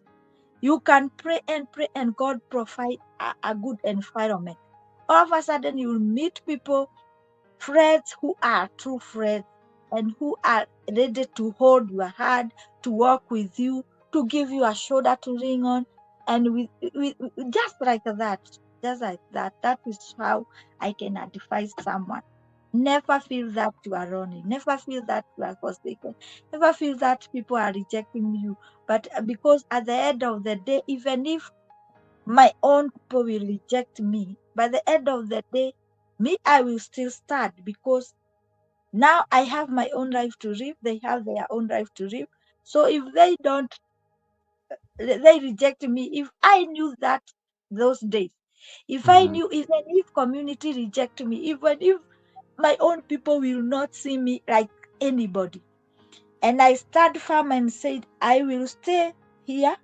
I will not listen to the voices which are coming outside, but I'll be listening to myself. I know I could stay there at that time. But because I opened my mind, my eyes, my ears to those who are looking at me, those who are speaking about me and what is happening with me, that is when I decided to make a long decision. So when you decide to listen to people, or to listen or to what people have done to you or have rejected you, or to your loneliness, it will make you make a bad decision. But when you say, yes, this is what has happened, hey, this is my life, it has to move on. So God help me to be me, and to be me, and to love me. Be me, love me, and be me. That way you will be able even to be with other people. You see, when you don't even, you feel that loneliness, you even don't want to relate with other people. And people, they may even be laughing you, but you don't know, because you don't want to relate with these people. You just want to, you see that everybody has rejected me. Now it is me, and I am meant to be lonely. Let me continue to be lonely. That's what I can advise someone. I love that. And there have been very beautiful comments coming through on this issue. And Hadways says, yep, when you open up to what when you open up to what I can, busybodies, and especially at a vulnerable moment, you may make inadequate decisions. And then strong mindset says pretty easy to find someone who wants to listen to you and give advice. And then there was a very beautiful comment here. Let me see whether I think I got it. Marciano, of course, says truly amazing, Anastasia, and puts a lot of flowers on the chat. And then, yes, this is the comment I was looking for. I had no friends in my struggle. I relied greatly on messages like this to keep me going. They always came out of nowhere and at the right time. I think that's a very beautiful way to sum up. And she says, now these messages come to remind me to never stop sharing. They will always get whoever needs them. Whoever needs them. I think that's a very beautiful message. It's a very beautiful message. Guys, a good story is good, but we can't share the Sunday service forever. We have to wrap up this conversation. Anastasia goes live every day. You'll meet her on her channel chopping her vegetables as she interacts with her audience. Be part of that community. She does live streams every single day. Like, I think every time I come from work, I see she has started a live stream. I'm always in the bushes most of the time, but she's always doing her conversations for like about 3 hours thereabout. Occasionally, she may take you to the farm with a pop-up live and things like that. But she's amazing. She's amazing. She's one of those people you want to have a conversation. She's funny, by the way. Despite us talking about very heavy conversations like this, you can also laugh a lot. There are always a lot of jokes there going on that chat. So you want to be part of that. In case you forget about, you think I have receipts, go to Anastasia's live stream, then you'll find out about proper receipts. That sometimes she even has to beg people not to come and tell me because I'm going to make a big deal out of it. She always has to tell, guys, we are going to Goga, but please don't go and tell him that I said this. And sometimes I get to know these things either way. So thank you so much, everyone. Hey, Joe Delany, welcome. We're just wrapping up the conversation. Simone TV says, Anna, you have truly blessed me today. You have truly blessed me today. And then Raga says, when you have bad times struggling in life, that is when you realize who your real friends are. Guys, remember the pink and gold.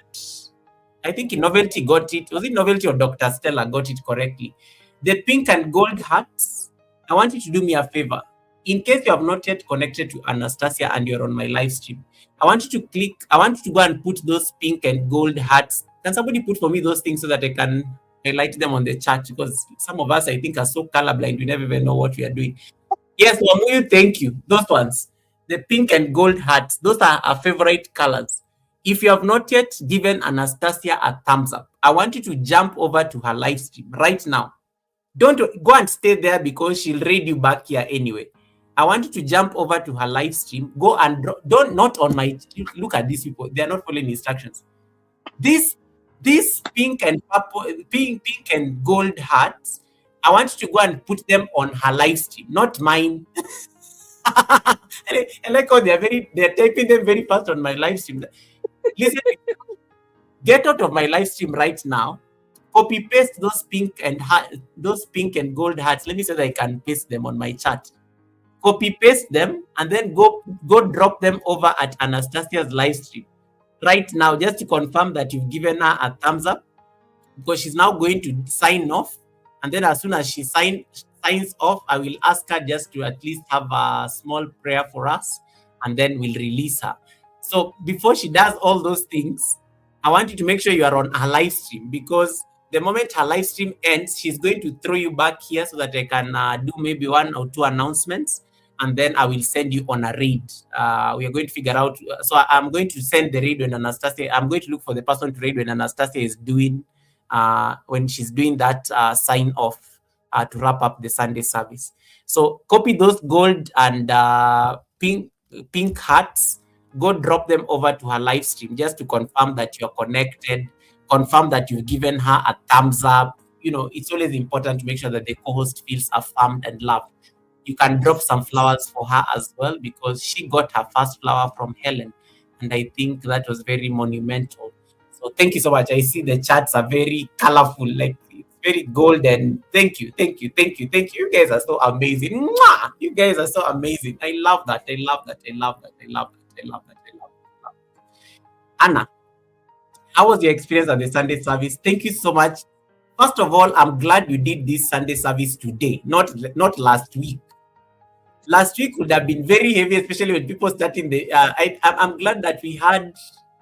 I'm glad that we had Fabulous come in last week, because Fabulous brought in the drama and the laughter, because it needed to prepare us for you today. If I think we had brought you to the Sunday service last week, people would have started the year crying, and we did not want that. So I think I'm glad it was a good decision that Fabulous had already booked the 11th. When you come on the 18th, it would have been easier. And I think that's what we needed. We needed to laugh last week, and then today was serious. Today was heavy. Today was a lot. Even I did not have questions to ask, because I think we just needed to let your story, shine as on its own as it did. So I'm just going to ask, what was your experience, Sabina, at the Sunday service? Do you feel like your message at least was out there? I know it may not have been much, but I know at least it's a good beginning, right? Yes. It's a good beginning.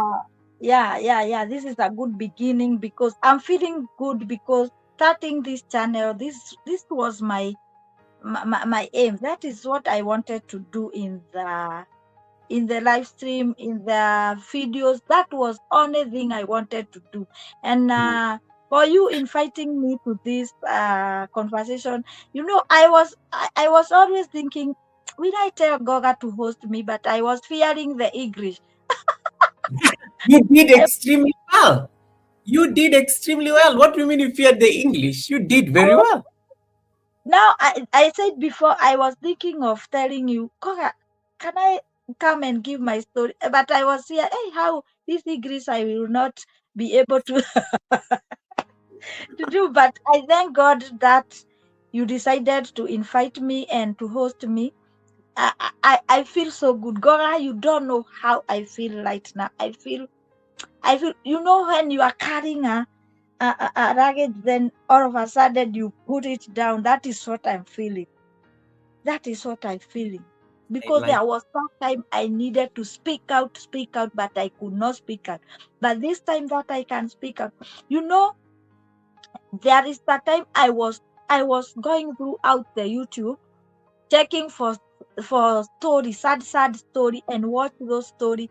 And when I watched those story, I was like, this story, it is not even sad. When I reflect mine, I saw, this story is not that heavy. If this lady, I narrate my story to her, she will come down and know that she has gone through nothing. And I was like, how will I tell you? I was watching the videos and asked, how will I tell you what I have gone through? I'm happy today. At least I have shared to someone, and I have shared my life story, and I'm happy. God. I feel so good this evening, and I thank everyone for even listening. It's another thing. And everywhere, my friends, my people, anytime, know that I'm ready to answer you any question. Even when you find me at my channel, feel free to ask me any question. And then maybe I'm ready I answer every question, as long as you come and ask. I don't have any problem with answering questions, because Goga, people fear to answer question or to tell people what they have gone through, because they are still living in the past. Don't live in the past, live in the present. And when you give people your past, you are not living in the past. It's like you are sharing now. You are sharing because you have already moved on. I'm grateful today, and I feel so happy, because you have made what I have started to become a reality today. I love that, and I'm glad, and that is really the goal of the Sunday service, to shine a light on these stories that people may not hear, And I think you did extremely well. Yeah, you did extremely well, and I'm glad that we had you today to be able to just share your story. And I like how you are authentically and beautifully you. You know, you said something during the interview that that person helped you become you again. I really love that statement. And I think that's one thing I'm not going to forget this entire week. Yes. And thank you for sharing your story, raw as it was, sad as it was. At some point, I think everybody was carrying tissues on the chat, and then at some point we start laughing. I think it was like it was quite a full flow, like what he and healing is never like a straight line. Healing is like that. One day Yes. you are here, then you go back down, then you are going backwards, then you are moving ahead. I think that is how the chat was like a reflection of the healing process, and I think you are the best person who needed to actually bring out that very clearly and articulately as you did.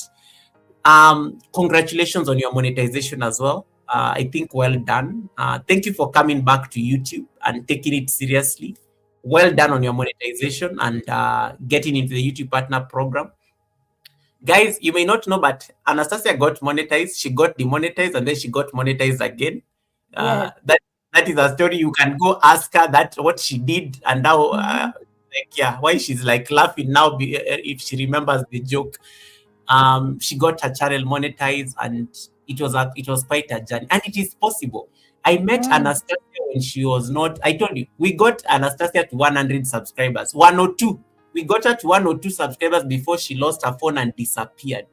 And then she Yes. came back. Now look at where she is. She's in the YouTube Partner Program. She's like she's on a note of like 3K plus, and the channel is growing like in leaps and bounds.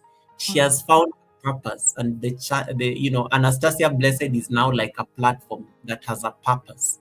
It's not just a secondary source of income because it's also a business in a sense, yeah, Mm. but it's also like a platform where she fosters this kind of conversation. So thank you for sharing your story. It was a very heavy and delicate story.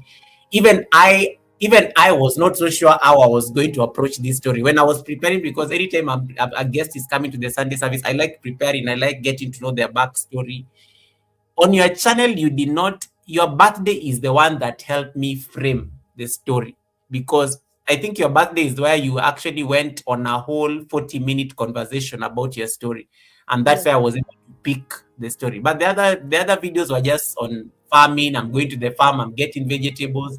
Yeah. It could not come out very well, but I think for you having me MC your birthday, I think I knew, yeah, she has to come to the Sunday service. And Yes. I'm glad that the people were so happy to see Anastasia at the Sunday service. We do hope we did this show justice. And you definitely, I think you did extremely well, as everybody on the chat is saying. The last assignment I'm going to give you, I'm going to put you on a solo layout so that you can do your sign off. You can take about 2 minutes, and then maybe do for us. It feels nice. You're a prayerful human, so do a closing prayer so that you can bless everybody for the week and whatnot, and then we'll be able to release you. And the people who are on Anastasia's live stream, don't worry, she will read you back. I will end her live stream as soon as she finishes what she's saying and the prayer, and then she will read you back here for like a quick chat, and then we are going to figure out we are going to read after this. Please, any of the mods, type for me the read command. Goga, Anna and Goga read. Anna and Goga read. I don't know, figure out the colors, purple and the pink and the gold. There's so many things going on there, but whoever types that first will figure it out. Okay, Anastasia, over to you for your sign off. Thank you so much. And I want to say a big shout out to I think Nate. I think Nate was the one who came out and said at my birthday that Goga, you need to host Anastasia. Anastasia need to say to give us her story, and today I have I have to remember her today, and I think she's the one who said that. Thank you so much, Nate, for saying that I can come and share my story. And thank you all, thank you all, thank you. No, I may not say you by names, but I know you are so many, and I'm grateful because you have decided even to come to listen to this story. And I hope that this story can help someone, and I believe that you can help someone else.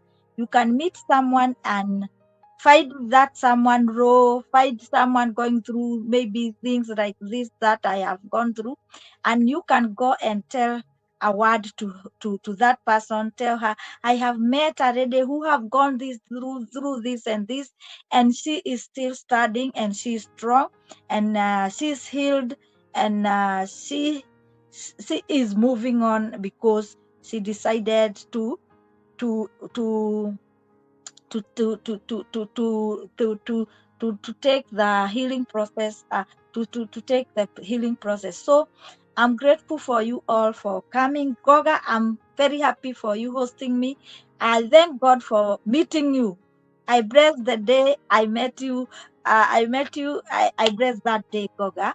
And I bless the day I met all of you. May our good God continue doing you good, because the Bible says that people that the word of God says that there is a word of God that says that there are people we met and they become more than a family. It's a Bible verse. So to me, you guys, you have become more than a family.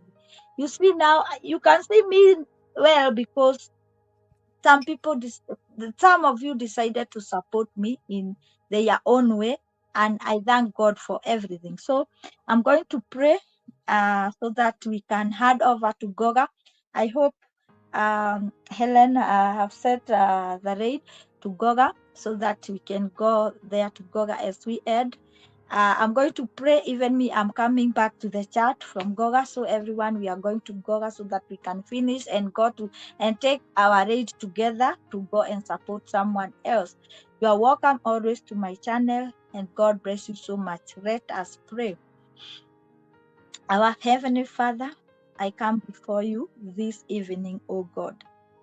Thank you for whom you are. Thank you for how you have taken me through this journey. And I thank you because today you have helped me to share this story with a lot of courage and without pain, O Lord. Thank you for taking away all the pain. Thank you even for giving me audience and people to listen to this story. Thank you, Lord, if you have helped someone to listen to this story. If there is someone may be going through something, oh Lord, I pray that you work on that someone, and Lord, make that someone to heal and to forget whatever, and to be free like the way I am free. Like the time the person will be speaking about the story, she will be or he will be laughing and be happy. It will be like a joke to him or to her. Lord, I give you all the glory for the people you have given us. Lord, I give you all the glory for Goga. I give you all the glory for the community that you have given us, oh God. We all have come from different places, different countries, different continent, oh Lord. But you have joined us together, and you have made us one. Thank you, Lord, for doing this. And I pray that, Lord, you will continue giving us love, love that is unconditional love, oh God. Help us to love one another. Help us to forgive one another where we can be wrong. We can be wrong to each other. Lord, help us to forgive. Oh Lord, uh, give us uh, give us unity that no one can broken. Join us together and give us unity that no one will come and between us, oh God, as a community. I give you all the glory for the Goga and the work he is doing in this community. I give you all the glory, and Lord, you will continue giving his strength day by day so that he can be able to even to teach us the classes he teaches us, even to host people, so many people, and Lord, so that those people can reach others through him, oh God. I give you all the glory. And Lord, I pray that you will be blessing his working out. You'll be blessing his coming in. Oh God, you'll be enlarging his borders as we started this year. Lord, we started this year, and as I listened to you, to your word, as we started this year, you said that we will walk through divine favor. I pray that that divine favor will be upon each and every one, oh God. I thank you for everyone. I give you all the glory for everyone. Lord, as we are going to wind up this conversation, this meeting, Lord, I want to invite your presence as we go to support someone else. Lord, we pray that your presence will go with us. Bless each and everyone. Bless they are walking out and they are walking in. Lord, as we continue in this life. Thank you, Lord, and we bless your name. In Jesus' name we pray and believe. Amen.